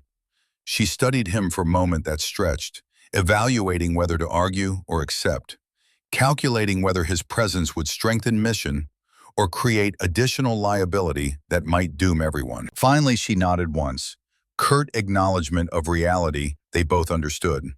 Sometimes principle mattered more than tactics. Sometimes the right decision wasn't the smart decision, and sometimes people had to act because inaction would destroy something fundamental about who they were. Then we go together, but you follow my lead on tactical decisions, and if I say pull back, you pull back without argument. Agreed? Agreed. They loaded gear into Elena's backup vehicle, Honda Civic, so generic it became invisible in city traffic. Perfect camouflage for people who needed to move unnoticed through streets where cameras tracked license plates and facial recognition software cataloged everyone passing designated checkpoints. Dawn traffic was building, early commuters heading into Manhattan from outer boroughs, creating cover that would persist until mid-morning when patterns shifted and outliers became noticeable. Red Hook materialized from morning gloom like something from industrial nightmare. Warehouses and shipping containers stacked in geometric patterns that created artificial canyons, streets empty of civilian life except for occasional truck delivering goods to businesses that operated on margins too thin to afford better locations. The warehouse Elena had identified sat between two larger structures, 3 stories of deteriorating brick with windows boarded and graffiti covering lower levels. The kind of place urban explorers photograph for Instagram before moving on to locations with better aesthetic qualities. Elena parked 4 blocks distant, approaching on foot through alleyways that smelled of rotting garbage and human waste, evidence that homeless populations use these spaces despite presence of security cameras and periodic police sweeps designed to discourage vagrancy. Marcus moved behind her, compensating for his ankle by distributing weight differently, accepting pain as operational costs that would be paid in full later when adrenaline wore off and body demanded accounting for abuse. The warehouse perimeter showed signs of recent activity: tire tracks through puddles, cigarette butts near service entrance, scuff marks on concrete suggesting multiple people moving heavy objects or equipment. Elena produced lockpick set from jacket pocket, working on service door with focus that blocked out everything except mechanical feedback, feeling for resistance that indicated pins aligning, listening for subtle clicks that meant progress toward entry. 30 seconds and the lock surrendered. They moved inside, flashlights minimized to preserve night vision, weapons up and tracking potential threats through darkness that pressed close enough to feel physical. Ground floor showed evidence of recent occupation: sleeping bags in corner, food wrappers, water bottles, temporary encampment for people who needed anonymous location away from surveillance and questions. Elena pointed toward stairs leading to upper level, then to her eyes and ears. Watch and listen. They ascended slowly, testing each step before committing weight, avoiding creaks that might announce presence to guards Marcus knew were positioned somewhere in the structure. Second floor was empty, dust thick enough to show no one had disturbed it in months. Third floor revealed the hostages. Bridget Kane sat zip-tied to folding chair in center of large space, duct tape across mouth, eyes wide when she saw Marcus emerge from darkness. Fiona huddled against her mother's legs, red hair tangled from sleep and fear, 8 years old and trying to be brave despite tears tracking down cheeks. Maeve clung to her sister, 5 years old and openly crying, the kind of quiet sobs that children learned when crying loud meant punishment. 4 guards were positioned at cardinal points: north, south, east, west, each with clear sight lines to hostages while maintaining watch on entry points.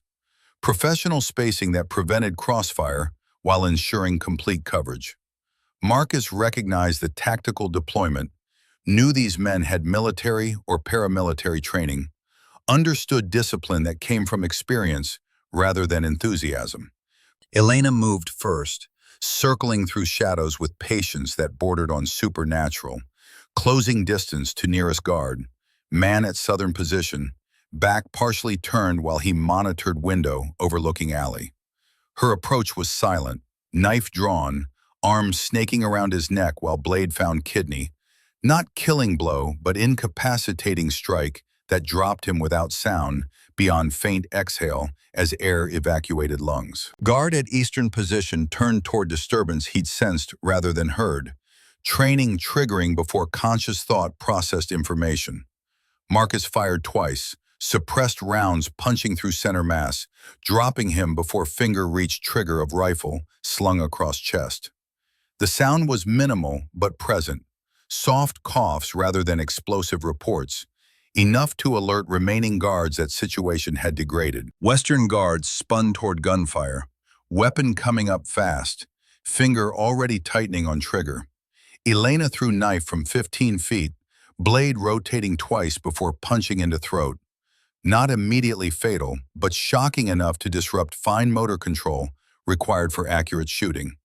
His burst went wide, rounds chewing into ceiling, bringing down dust and plaster fragments, while Elena closed distance and finished what the knife had started. Northern Guard had reaction time measured in fractions of seconds, bringing rifle to shoulder and acquiring target, Marcus standing exposed in center of room, before tactical situation registered as lost cause.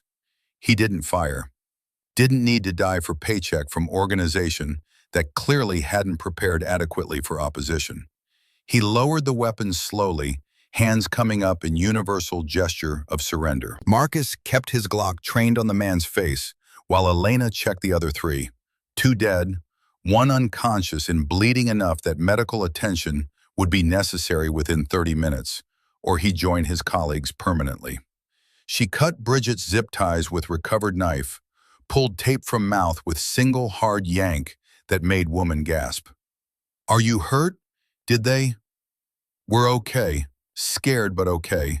They didn't hurt us, just grabbed us and brought us here." Bridget pulled both daughters close, sheltering them with her body, despite being the one who needed protection.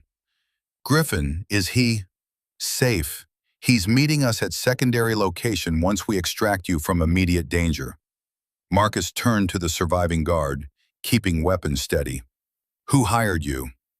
The man was maybe 30, buzz cut and neck tattoo suggesting military background, eyes calculating odds and finding them unfavorable. "Raven Syndicate. We get orders through encrypted app. Don't know who's running operations. Paid $50,000 to grab your guy's family, hold them here until 3 a.m. deadline. Nobody said anything about resistance or extraction teams." "Where's the person who gave orders?" "Don't know. Never met face to face. Everything's digital, cryptocurrency payments, anonymous communication channels." That's how Syndicate operates. Compartmentalized, need-to-know basis. Eliminates vulnerability if someone gets caught. Elena searched him efficiently, finding phone that was locked with biometric security but could be bypassed given proper equipment and time they didn't currently have. "You're going to walk out of here, get medical attention for your colleague if you care whether he lives, and forget you ever saw us." "Understood." "What about payment? We didn't complete. Consider yourself fortunate that incomplete contract means you still have pulse. Next time someone offers $50,000 for job that sounds too easy, ask better questions about who you're actually working for." Elena gestured toward exit with her weapon. "Go. Now. Before I reconsider letting you leave vertical." The guard helped his wounded colleague stand, supporting him toward stairs, both moving as quickly as injured man could manage, leaving weapons behind as unspoken condition of survival. Their footsteps faded down stairwell, then silence returned except for Maeve's continued quiet crying and Bridget's attempts at comfort through her own barely controlled fear. Marcus knelt beside Fiona, meeting her at eye level, keeping his voice gentle despite urgency pressing against his ribs. "Hey, you know me, right? Uncle Marcus, from Christmas dinners and birthday parties? You brought me the big dollhouse last year." Fiona's voice was small but steady, showing resilience that would serve her well if she survived childhood in family connected to criminal enterprise. "That's right, and I'm going to keep you safe, same way your daddy would if he was here. We're leaving now, going somewhere those men can't find you. Think you can be brave little longer? Is Daddy okay?" "He's fine. Worried about you, but fine. We're going to see him soon." Elena had already scouted egress route, identifying service exit that opened into alley rather than street, providing cover from observation while they moved to vehicle. They traveled as group, Marcus taking point despite his injuries, Elena bringing up rear with weapon ready, scanning for threats that might materialize from shadows or rooftops where surveillance teams could be positioned. The Honda started on first attempt, engine noise lost in ambient urban sound, pulling away from Red Hook with cargo more valuable than any contraband Marcus had transported in years running criminal organization. Bridget sat in front passenger seat, Both daughters crammed into back beside Elena, everyone cramped and uncomfortable, but alive, breathing, saved from fate that Damien had orchestrated specifically to gain leverage over Marcus's decision-making. "Where are we going?" Bridget's hands shook, despite efforts to maintain composure. Adrenaline crash beginning as safety replaced immediate threat. "Upstate, cabin in Catskills that's off any grid Damien can access quickly. You'll stay there until this situation resolves. Armed guard I trust with your lives. Supplies for 2 weeks if necessary. No phones, no internet, no contact with outside world until I personally come get you or send word through Griffin using code phrase only 3 people know." What situation? What's happening that requires hiding my children in mountains? Marcus met her eyes in rearview mirror, seeing fear mixing with anger that came from being thrown into nightmare without explanation or choice. "Someone from my past is trying to destroy everything I've built. He's using people I care about as leverage, trying to force me into positions where I have to choose between organization and humanity. Taking your family was meant to give him that leverage. We just denied him that option. Will he come after us again?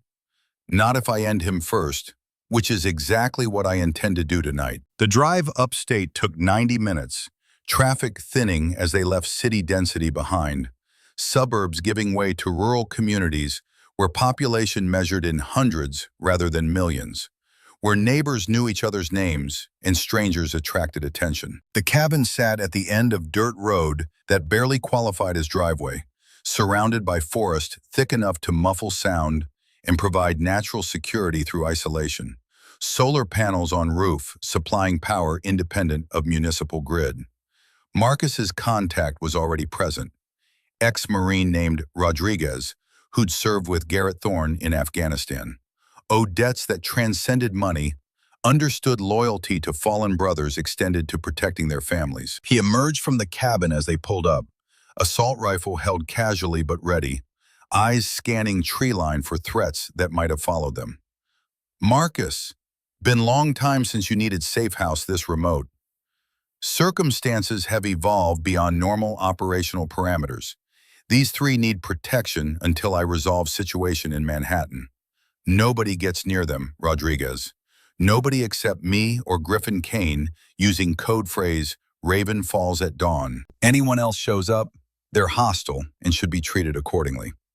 Rodriguez studied Bridget and the girls, expression softening fractionally when he saw Maeve's tear-stained face. "You got it. I've held positions against Taliban for 3 days straight with nothing but rifle and spite. Some city criminal wants to test mountain security. He's welcome to try." Marcus transferred weapons and supplies from trunk. Enough food for 2 weeks, medical kit, ammunition, cash in case emergency required bribery or rapid evacuation. He knelt one more time in front of Fiona, pressing something into her palm. A card with phone number written in permanent marker. "This goes to someone who can help if something happens that Rodriguez can't handle.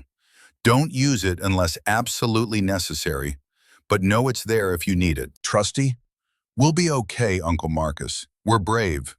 Fiona straightened her spine, mimicking postures she'd seen adults adopt when facing fear, trying to convince herself as much as him. "You're the bravest person I know." Marcus stood, addressing Bridget directly. "Griffin loves you more than anything in this world. If I don't make it back from tonight, he'll come for you. Trust that above everything else." "Don't say things like that in front of my daughters." Bridget's voice carried steel beneath fear. "You come back, you and Griffin both, because these girls need their father, and I need my husband, and I don't care what war you're fighting or why. You end it and you survive. That's not request, Mr. Ashford. That's requirement." The words landed with weight of command from someone who'd spent years watching her husband disappear into violence and return damaged, who'd accepted that life because love demanded compromise, but refused to accept loss when alternatives existed. Marcus nodded once, acknowledgement of requirement that aligned with his own intentions, then returned to vehicle where Elena waited with engine running. They drove in silence for 20 minutes before Elena spoke, Voice thoughtful rather than judgmental. You care about them, Griffin's family, not as assets or leverage, but as actual people whose well-being matters independent of their usefulness. Is that surprising? In this world, yes. Most men in your position view everyone as either resource or threat. Family becomes currency to be spent or protected based on strategic value. You looked at that 8-year-old girl and saw someone deserving protection because she's 8, not because she provides leverage over Griffin's loyalty. Marcus kept his eyes on the road, watching yellow lines blur past, letting her observations settle before responding. Victor taught me that power without principle is just tyranny wearing expensive suit. He ran organization using violence when necessary, but never as first option, never against people who hadn't chosen this life through their own actions. Fiona and Maeve didn't choose to be born into family connected to criminal enterprise. They deserve chance at childhood that doesn't include being used as pawns. Your brother doesn't share that philosophy. Damien never shared Victor's philosophy about anything. He saw rules as weakness, honor as liability, compassion as vulnerability to be exploited. That's why Victor favored me despite Damien being smarter, more strategic, better at seeing 3 moves ahead in chess games that determined fortunes. Intelligence without morality creates monsters, Elena. Damien proved that truth 7 years ago when he decided family was acceptable sacrifice for ambition. They reached Greenwich Village by noon, navigating narrow streets that predated modern urban planning, parking an alley behind vintage clothing store that served as front for Madame Evangeline Laveau's real business. The entrance required descending stairs into basement that smelled of fabric, cosmetics, and something harder to identify, theatrical magic perhaps, the scent of transformation and illusion made tangible. The space resembled costume department from major film studio. Racks of clothing spanning decades and styles, wigs on mannequin heads displaying every conceivable color and length, makeup station with mirrors surrounded by professional lighting, surgical tools laid out with precision that suggested medical training alongside artistic skill. At the center stood Madame Laveau herself, 68 years old with silver hair pinned in elegant bun, wearing purple velvet dress that seemed simultaneously anachronistic and perfectly suited to her environment. Her eyes assessed them both with expertise that came from 40 years transforming people into whoever they needed to become. Spies, undercover officers, criminals fleeing recognition, anyone willing to pay premium rates for temporary faces that would survive close scrutiny. Marcus Ashford, you finally need services I've offered half-dozen times. What face do you want to wear tonight? Something that bypasses biometric security at high-end venue while letting me move through crowd without attracting attention. Bodyguard aesthetic, professional but unremarkable. Laveau circled him, studying bone structure, skin tone, build that couldn't be hidden but could be modified enough to confuse recognition software. I can give you Scandinavian features, blonde wig, blue contacts, prosthetic cheekbones and brow ridge, padding to change shoulder profile, 6 hours work, 8-hour duration before adhesives begin failing. Cost is $40,000 for rush job. And for her, Marcus gestured toward Elena, Russian aristocrat, enhance those cheekbones, change eye color, different wig style and makeup, she becomes old money investor nobody questions. Laveau quoted price that made most people wince, but Marcus just nodded acceptance of terms. We need complete identity packages, invitations, identification, backstory that holds up under casual investigation. Can you provide that? I can provide everything except the courage to use it convincingly. That part you bring yourselves. She gestured toward changing area behind curtain. Stripped to undergarments, both of you. We don't have time for modesty. The transformation process was simultaneously fascinating and unsettling. Watching Laveau apply prosthetic pieces with medical adhesive, building up facial features that changed Marcus's appearance fundamentally, without altering him enough to seem obviously fake. She worked with focus that excluded conversation, hands steady despite her age, applying foundations and contours with artist precision until stranger looked back from mirror. Elena's transformation was equally dramatic. Auburn hair hidden beneath brunette wig, styled in sophisticated chignon, green contacts replacing her natural color, subtle prosthetics making her features sharper, more aristocratic. The emerald gown Laveau provided fit like custom tailoring, despite being selected from existing inventory, fabric clinging in ways that suggested wealth and confidence. Marcus's transformation made him unrecognizable even to himself. Blonde beard and wig, blue contacts that turned his gray eyes Nordic ice, padding under jacket that changed his silhouette enough to confuse software designed to identify people through gait analysis and body proportion ratios. He wore a black tactical suit cut like formal wear, concealing body armor while maintaining elegant lines. "You look like Swedish mercenary who learned table manners." Elena's voice carried amusement, despite tension underlying everything they prepared to do. "You look like woman who'd buy Swedish mercenary as birthday present and write it off as business expense." Marcus accepted forged invitation from Laveau, studying details that would need to match if questioned. Katerina Volkov, tech investor from Boston with documented history of charitable donations. Security consultant named Sergei Petrov, both arriving together for Midnight Sun Gala at the Pinnacle Hotel. Laveau handed them final pieces, earpiece communicators disguised as fashionable jewelry, emergency beacon hidden in Elena's clutch, cufflinks that served as biometric jammers for security scanners.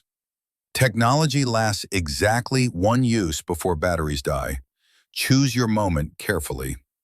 We always do. Marcus paid in cash withdrawn from operational account that couldn't be traced to any legitimate business, watching bills disappear into Laveau's pocket without count or receipt. Transaction completed through mutual trust and understanding that documentation would endanger everyone involved. By 7 p.m., they were ready, standing before a full-length mirror, seeing strangers wearing their intentions. Elena adjusted his collar, fingers lingering momentarily, contact that communicated things neither of them had words for yet.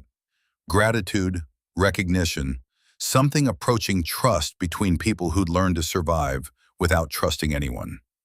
If this goes wrong, if Damien has security we didn't anticipate, if something happens that separates us, you get out.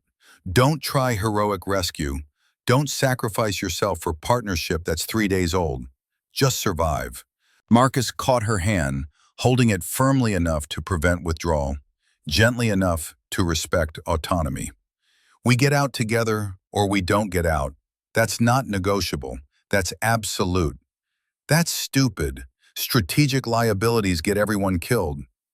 Then we'll die together, which is still better than 7 more years alone, chasing ghosts, never believing we deserve anything except violence and revenge. His thumb traced pattern across her knuckles, calluses meeting calluses, recognition of shared damage. I've been half dead for 7 years, Elena, building empire I don't care about, making money that means nothing, surrounded by people who fear or need me, but don't actually know me. You're first person in decade who's seen the actual human underneath the reputation and chosen partnership anyway. I'm not losing that because tactics suggest survival requires abandonment. She stared at their joined hands, conflict visible in micro-expressions that crossed her face before professional mask reasserted itself. You barely know me. I know you spent 2,557 days preparing to avenge your father. I know you learned languages and weapons and tradecraft specifically to become dangerous enough that people like Damien couldn't dismiss you. I know you spotted operative in 18 minutes that my security missed entirely. And I know that when you had choice between exposing yourself to save me or maintaining cover that might eventually lead to Damien, you chose exposure. Marcus lifted their joined hands, pressing brief kiss to her knuckles. That tells me everything I need to know about who you are, Elena Thorne, and it's enough. The moment stretched between them, fragile and dangerous, threatening to become something neither could afford, with hours remaining before confrontation that might kill them both. Elena broke it first, withdrawing her hand, but not her gaze, eyes holding his with intensity that suggested internal wars being fought and decisions being made without external input. Then we go together, partners. Partners. The Pinnacle Hotel rose 50 stories above Midtown Manhattan, glass and steel monument to wealth concentrated enough to distort gravity, pulling everything toward its orbit. Tonight it glowed with lights and promise, red carpet extending from entrance to street, where town cars discharged passengers dressed in evening wear that cost more than most people earned annually. Cameras flashed, capturing faces for society pages, documenting who mattered enough to attend charity gala hosted by David Novak, the philanthropist who'd risen from tragedy to give back to communities that needed hope. Marcus and Elena exited their town car with practiced ease, moving like people accustomed to this environment, wearing their false identities as comfortably as the tailored clothing. Security checkpoint inside required them to pass through metal detectors, submit to bag searches, and provide retinal scans that would verify their identities against guest list and flag anyone with criminal records or outstanding warrants. Elena stepped to scanner first, blue contacts masking her natural eye color, facial prosthetics changing bone structure enough that recognition software returned error message instead of positive identification. The guard frowned at his screen, preparing to request manual override when voice interrupted from behind them. "Let her through. Miss Volkov is personal guest of Mr. Novak. I vouch for her." Lawrence Blackwell approached with confidence that came from years operating in these spaces. Silver hair impeccably styled, gold-rimmed glasses catching light, Tom Ford tuxedo announcing wealth without ostentatious display. He smiled at Elena with warmth that would have seemed genuine to anyone who didn't know his actual loyalties, gesturing for security to wave her past checkpoint without completing verification protocols. Marcus's hand tightened imperceptibly around the concealed Glock beneath his jacket. 5 years of betrayal stood 3 feet away, smiling like an ally, vouching for them through security designed to keep threats outside. The urge to draw and fire warred with tactical necessity. Killing Blackwell now would expose them before they reached Damien. Sacrifice mission for momentary satisfaction. He forced his expression into neutral mask, playing the role of bodyguard who didn't recognize the corporate lawyer, pretending ignorance that burned like acid. Marcus followed, biometric jammer activating when scanner beam hit his retinal tissue. Device broadcasting interference that corrupted data stream before it could complete identification process. Another error message, another guard reaching for radio, and Blackwell intervening again with assurance that both guests were legitimate despite technical difficulties. They passed into ballroom transformed into something from fantasy, crystal chandeliers worth millions, white marble floors, floor-to-ceiling windows offering views of Manhattan spread out below like circuit board, lights marking territory claimed by humanity against darkness. 300 guests in evening wear mingled with champagne flutes and canapes. The wealthy and powerful gathered for charitable cause that would absolve small fraction of their accumulated sins.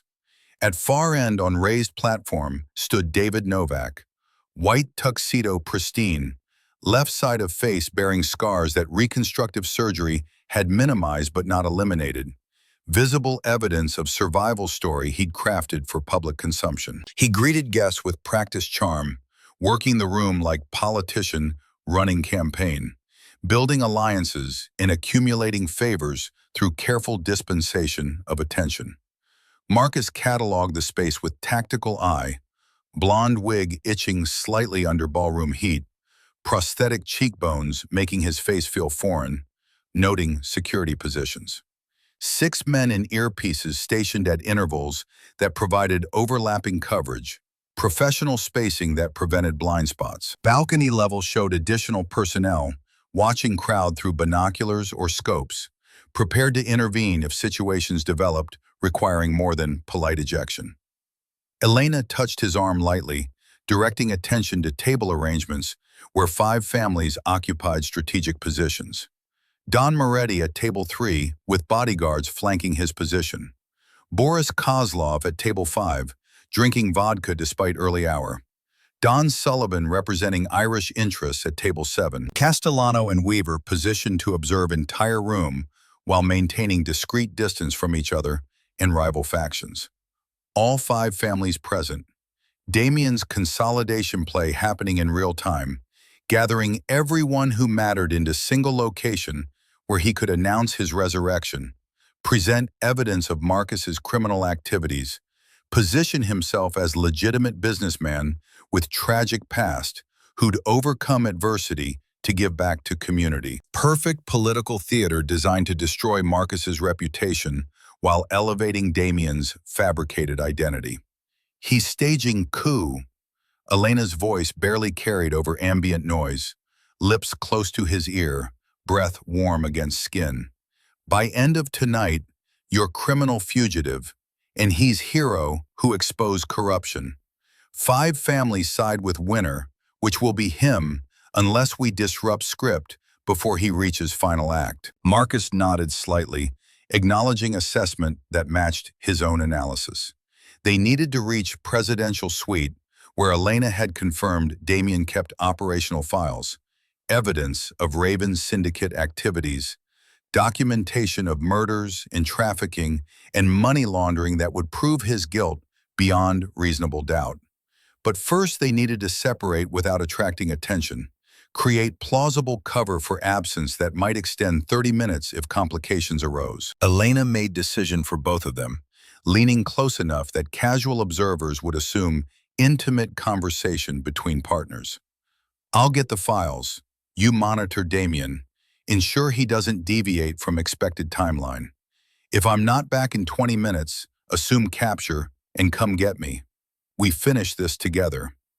Agreed. Be careful. Always am. She pressed something into his palm. Small USB drive, backup copy of everything she'd collected over 7 years. If I don't make it out, this goes to Agent Frost at FBI. At least Damien won't win. Before he could respond, she'd slipped away through crowd, moving with purpose that suggested legitimate reason for departure, heading toward service corridor marked staff only, disappearing from view before anyone registered her absence as noteworthy. Marcus forced himself to maintain position, playing role of security consultant, observing surroundings, scanning for threats that might materialize from expected or unexpected vectors. Damien remained on platform, entertaining donors with anecdotes about recovery from injuries, about therapy and determination, and refusing to let tragedy define existence. Perfect performance for audience that wanted to believe in redemption narratives. Blackwell approached with 2 glasses of champagne, offering one to Marcus without recognition, eyes passing over transformed features without triggering association. First time at Midnight Sun event? It's impressive what Mr. Novak has accomplished in such short time. Truly inspiring story of survival and dedication to helping others overcome their own tragedies. Marcus accepted the champagne, voice dropping into deeper register, adding slight accent that suggested Eastern European origin. Yes, very inspiring, though I wonder about the truth behind such convenient narratives. In my experience, people who survive tragedies rarely have interest in spotlights. They prefer shadows where memories don't reach. Blackwell's smile never wavered, but something shifted behind his eyes, calculation or concern, wondering if this stranger understood more than surface appearances suggested. You're cynical for someone attending charity function. I'm realistic. There's difference. Marcus sipped champagne that probably cost $100 per bottle, letting expensive alcohol rest on tongue before swallowing. But perhaps Mr. Novak truly is exceptional. Perhaps his story is exactly what it appears. We shall see. He excused himself before Blackwell could probe deeper, moving toward opposite end of ballroom, where view included both stage and service corridor Elena had used for egress. 20 minutes, she'd said. He checked his watch. 5 minutes elapsed. 15 remaining before concern became action. On stage, Damien tapped microphone, feedback squeal cutting through conversation, commanding attention with practiced ease. Ladies and gentlemen, if I could have your attention for brief announcement. Tonight we gather not just to raise funds for worthy cause, but to address painful truth that affects everyone in this room. The screen behind him illuminated with video, Marcus's face rendered through deepfake technology, footage showing him in compromising situations with known criminals, accepting payment for murders, ordering executions, everything needed to build case for prosecution or public destruction. The technical quality was flawless, impossible to distinguish from authentic recordings without forensic analysis that required time and equipment nobody present possessed. Gasps rippled through crowd. Cameras turned toward screens, documenting evidence being presented, live streaming to social media and news organizations monitoring event for content. Damien's expression projected sorrow mixed with determination. Man doing difficult but necessary thing, exposing corruption despite personal cost. This man, Marcus Ashford, is my brother. I thought he died with our father 7 years ago. I was wrong. He survived, and he became something worse than dead. He became monster who uses fear and violence to control this city.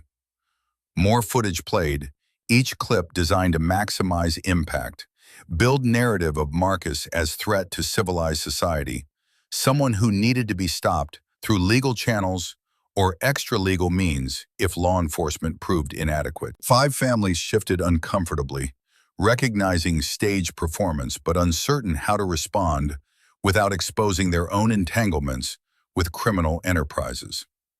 Marcus checked his watch. 10 minutes elapsed.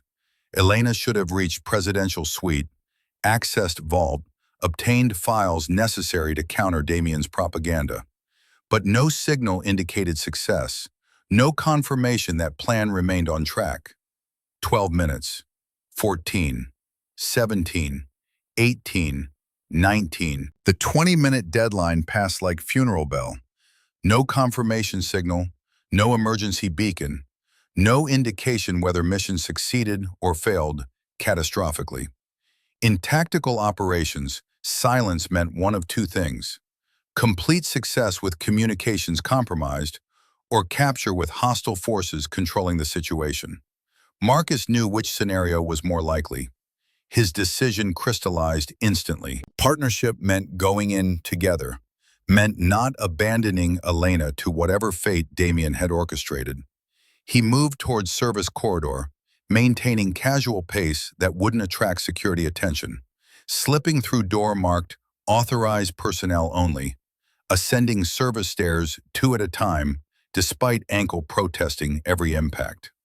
3rd floor, presidential suite. Doors stood ajar, deliberate invitation or careless mistake. Either way, Marcus had no choice except to accept. He drew his Glock, checking corners, advancing with weapon-leading sightline, every tactical training instinct screaming this was trap, but partnership overriding caution. The suite's living room revealed carnage, furniture overturned, lamps shattered, bullet holes in walls.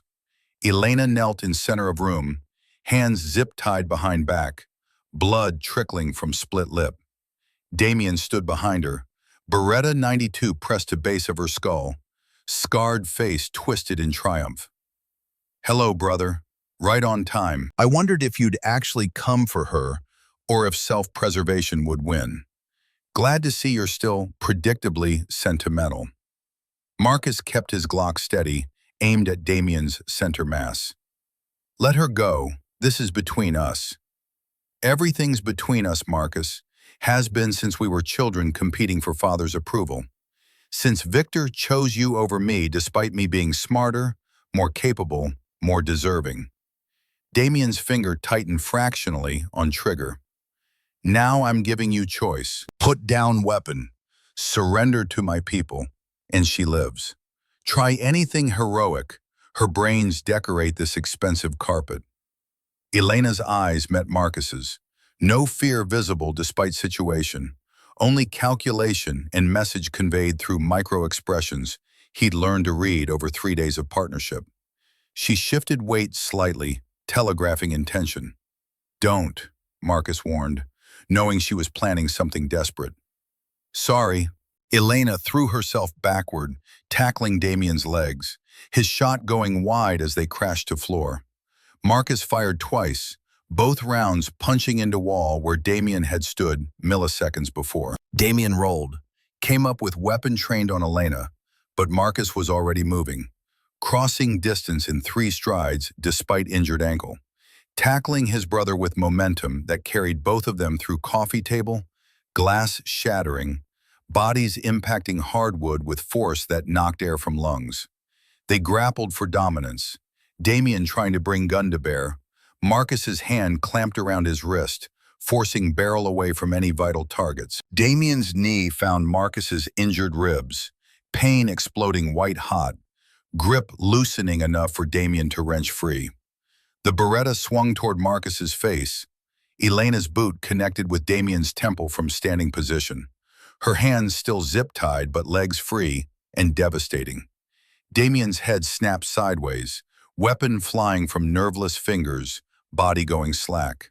Marcus grabbed the fallen Beretta, trained it on his unconscious brother, breathing hard through damaged ribs. Elena knelt beside him, offering zip-tied wrists. Little help? He cut her free with knife from boot, both of them standing over Damien's prone form, weapons ready if he stirred. You okay? Mostly. He pistol whipped me when I accessed the vault, dragged me here as bait. But I got the files first, uploaded everything to secure server with Deadman switch. If we don't deactivate within 12 hours, FBI, media, everyone gets full access. Smart. I learned from the best. She nudged Damien with her boot. What now? Kill him quietly, or drag him downstairs for public execution? Marcus stared at his brother's scarred face, seeing echoes of the child who'd idolized him before jealousy curdled into hate, before ambition required fratricide. 7 years of believing Damien was dead.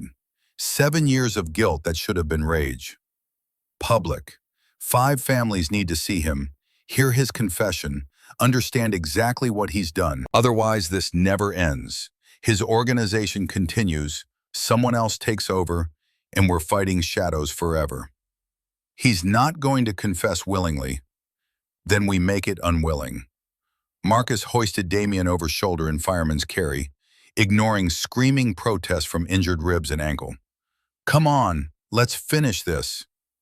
They descended service stairs, Marcus carrying Damien's dead weight, Elena covering their 6 with recovered Beretta, emerging into ballroom through staff entrance. The crowd had grown restless during Damien's speech, murmurs spreading through gathered elite, cameras still live streaming to millions watching remotely. On stage, pre-recorded Damien continued his presentation via video, building case against Marcus with doctored evidence and manipulated narratives. Marcus walked straight down center aisle, every eye turning toward the blonde bodyguard carrying limp body, recognition dawning slowly as prosthetics and wigs became less important than context and actions. He climbed stage steps, dumped Damien at the podium, ripped off blonde wig and prosthetic pieces with single, violent motion. Gasps rippled through ballroom as Marcus Ashford revealed himself, bloodied and furious and very much alive despite brother's accusations. Ladies and gentlemen, let me introduce the real monster. Marcus's voice carried without microphone, decades of commanding criminal empire lending authority. David Novak, philanthropist, survivor, also known as Damien Ashford, my brother, who murdered our father 7 years ago to steal empire he thought he deserved. Damien stirred, groaning, consciousness returning. Elena appeared at Marcus's side, connecting USB drive to ballroom AV system. Screen changed from deepfake propaganda to security footage. Grainy night vision showing young Damien beneath Victor's Mercedes, tools in hand, working on brake lines. Timestamp: October 15th, 2019, 11:47 p.m. Car crash happens 16 hours later. That's doctored. Damien tried to stand, fell back, blood trickling from where Elena's kick had split skin. Fake evidence. Backed by medical examiner's bank records showing $50,000 payment 2 days after crash. Backed by autopsy inconsistencies. Backed by Elena pressed button, audio file playing through speakers. Damien's voice, recorded in presidential suite 30 minutes ago. Everything's between us, Marcus. Has been since we were children competing for father's approval.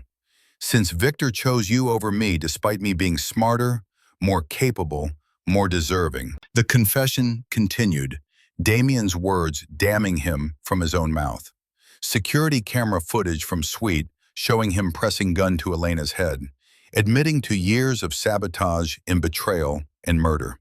5 families erupted. Don Moretti stood, face purple with rage. Patricide, code violation beyond redemption. Boris Kozlov slammed fist on table. Victor was honorable man. This snake killed him for greed. Don Sullivan's Irish temper flared. No mercy for family killers. Tradition demands blood. Don Castellano and Weaver nodded agreement. Rare unity among rival factions when code violations transcended petty, territorial disputes.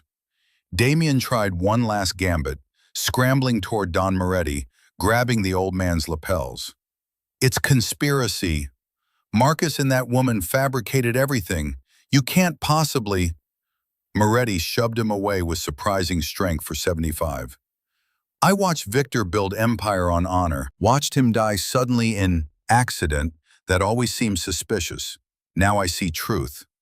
He pointed at Damien. You are exile. Exile means death. Anyone who shelters you shares fate. Other Dons nodded. Verdict unanimous. Damien looked around wildly, seeing no allies, no escape, no option except violence. He grabbed broken champagne bottle from nearest table, lunged at Marcus with jagged glass aimed at throat. Marcus sidestepped, let momentum carry Damien past, tripped him with outstretched leg. Damien stumbled toward floor-to-ceiling windows overlooking Manhattan, 40 stories below. He caught himself at the last second, glass creaking under his weight, spiderweb cracks spreading from impact point. Marcus, brother, please. Marcus walked to the window's edge, looked down at Damien clinging to life by fingertips on cracked glass. 7 years of lies, 7 years of stealing, 7 years of thinking dead brother was dead when he was orchestrating everything from shadows. You were my brother. I loved you. I grieved you. And the whole time you were laughing at me, stealing from me, trying to destroy me. Marcus's voice was quiet, measured, final. I forgive you, Damien, for being weak, for being jealous, for becoming monster. Hope flared in Damien's eyes. Then help me. But I don't save you. Marcus's boot pressed gently against Damien's fingers, not kicking, just pressure. Because some betrayals don't deserve second chances. Because you killed our father. Because you threatened children. Because monsters don't get redemption, they get justice. He pressed harder. Damien's fingers slipped. He didn't scream during the fall, just wide-eyed shock as gravity claimed him, body tumbling through rain and darkness, 40 stories becoming final judgment from brother who chose injustice over blood. The impact wasn't visible from ballroom height, just distant sound of finality, sirens already approaching from street level, where witnesses had seen body fall. Marcus turned from window to face ballroom, full of criminals, corrupt officials, and wealthy elite who'd gathered to watch his downfall and witnessed Damien's instead. The Raven Syndicate dies tonight. Everyone who worked for my brother has 12 hours to surrender to FBI with full cooperation, or my organization hunts them to extinction. No exceptions. no mercy. Don Moretti stood slowly, joints creaking with age. And Lawrence Blackwell? Your lawyer who enabled all of this? Marcus scanned the crowd, finding Blackwell trying to slip toward exit. Griffin, secure him. Griffin appeared from crowd with two enforcers, grabbing Blackwell before he reached door, zip-tying hands behind back, while lawyer protested about rights and lawyers and legal representation. You'll get trial, Marcus assured him. Federal prison, 25 to life for conspiracy, accessory to murder, RICO violations. Enjoy your retirement. FBI agents burst through ballroom doors. Agent Rachel Frost leading team of 20, weapons drawn, confusion evident as they assessed scene of billionaire's body falling from window. 5 families gathered peacefully, and Marcus Ashford standing center stage, covered in blood and prosthetic debris. Marcus Ashford, you're under arrest for... Frost began. For what? Defending myself against brother who tried to kill me? Who murdered my father? Whose confession you can hear on video? Marcus gestured at screens still playing evidence. I'm happy to cooperate, Agent Frost, but first, I have deal to propose. Frost's eyes narrowed. FBI doesn't make deals with criminals. You do when criminal can give you entire organization that's been trafficking humans across 5 states, laundering hundreds of millions, bribing judges and politicians, operating with impunity for 7 years. Marcus pulled USB drive from pocket. Everything Damien built, every name, account, operation, complete access, in exchange for immunity for myself and Elena Thorne regarding tonight's events. Self-defense, justifiable homicide, witnessed by 300 people and recorded on multiple cameras. Frost looked at 5 families, at crowd of witnesses, at screens showing Damien's confession and attack. I need to make phone call. Take your time, we're not going anywhere. 30 minutes later, deal was struck. Marcus and Elena got immunity for Damien's death. Marcus provided complete intelligence on Raven's syndicate operations. FB, I got 47 arrests across 5 states, dismantling organization that had eluded them for years. Blackwell was led away in handcuffs, still protesting, still believing lawyers could save him from 25-year sentence that awaited. 5 families departed peacefully, acknowledging Marcus's right to defend family honor, accepting Elena as co-head of Ashford Syndicate by virtue of shared combat and blood spilled together. By midnight, ballroom had cleared except for FBI agents collecting evidence, paramedics treating Marcus's ribs and ankle, and Elena sitting beside him, refusing treatment for split lip that had already stopped bleeding. We did it, she said quietly. 7 years, 2,557 days. Justice. We did. Marcus's hand found hers, fingers interlacing. What happens now? Now, we rebuild. Not Damien's empire or Victor's legacy, something new, something balanced between honor and pragmatism, between violence and principle. Partners? Partners.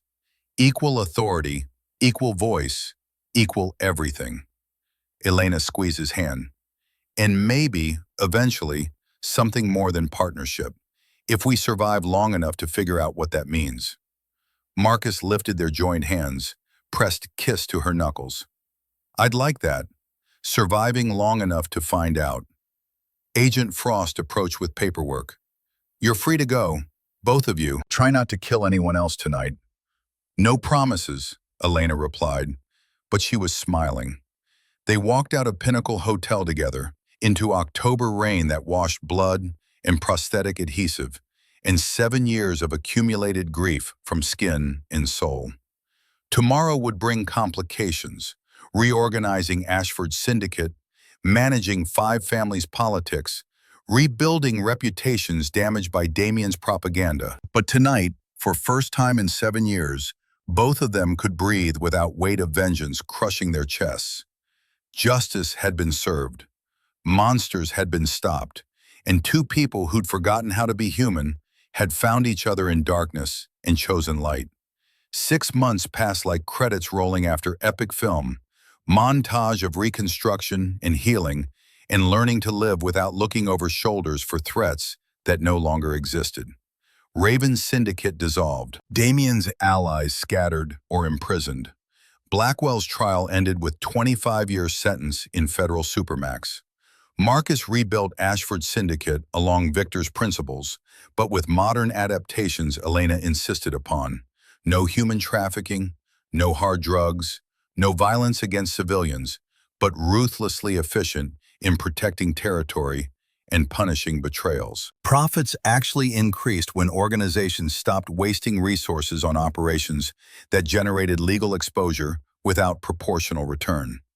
Elena established legitimate security consulting firm as public face, became respected figure in corporate protection industry, nobody questioning her rapid rise, because everyone who knew the truth understood she'd earned expertise through baptism in fire rather than business school credentials. Griffin reunited with family permanently, took position as head of security for Ashford Syndicate's legitimate operations, spent every evening with Bridget and daughters, making up for years of putting organization before family. And on Quiet Friday in April, the Crimson Vale restaurant reopened under new management after 6-month renovation transformed it from neutral ground for criminals into actual high-end dining establishment that attracted celebrities and tourists alongside remaining underworld figures who appreciated tradition. Marcus sat at table 1, best seat, always reserved now for owner and partner. Navy suit instead of Brioni, more comfortable, less ostentatious. Shoulder healed completely after surgery. Ankles sometimes ached when rain approached, but functioned well enough for purposes that mattered. Server approached, feminine voice familiar even before he looked up. "Your wine, sir?" Elena Thorne stood there, not in waitress uniform but emerald Versace gown that cost more than month's salary for everyone else in restaurant. Diamond necklace, Victor's family heirloom Marcus had given her 3 months ago, caught candlelight. Hair in elegant updo, makeup subtle but expertly applied. She held bottle of Chateau Margaux, 1985. Same vintage that started everything. Same price that seemed absurd until you understood some symbols were worth more than money. Marcus smiled, genuine warmth replacing cold calculation that had defined his expressions for most of adult life. "I heard service here used to be terrible." Management was difficult. Elena sat across from him, not beside, not servant to master, but equal to equal. "But new ownership is significantly better." She poured wine with perfect precision, not one drop spilled, technique demonstrating 7 years of practice hadn't been wasted, even if original purpose had transformed into something else entirely. Marcus raised glass. "To stains that change everything." Elena clinked crystal against crystal. "To new beginnings built on old endings." They drank, expensive alcohol, tasting like triumph, in partnership, and possibilities neither had imagined, when spilled wine created connection that should have ended in death, but instead became foundation for something resembling redemption. "I love you, Elena Thorne." Simple words, no hesitation, no calculation, just truth that had taken 6 months to speak aloud, despite being evident much sooner. "I know." She sipped wine, eyes holding his with intensity that conveyed everything words couldn't capture. "Now drink your wine, Marcus Ashford. We have empire to run, 5 families to manage, and several legitimate business ventures that actually require our attention." "Balance," he agreed, word that had become their philosophy, their guideline, their reminder that extremes led to monsters like Damien, while principles without pragmatism led to failure like Victor. On wall behind them, subtle brass plaque most diners never noticed. "In memory of Victor Ashford and Garrett Thorne, honor, loyalty, justice.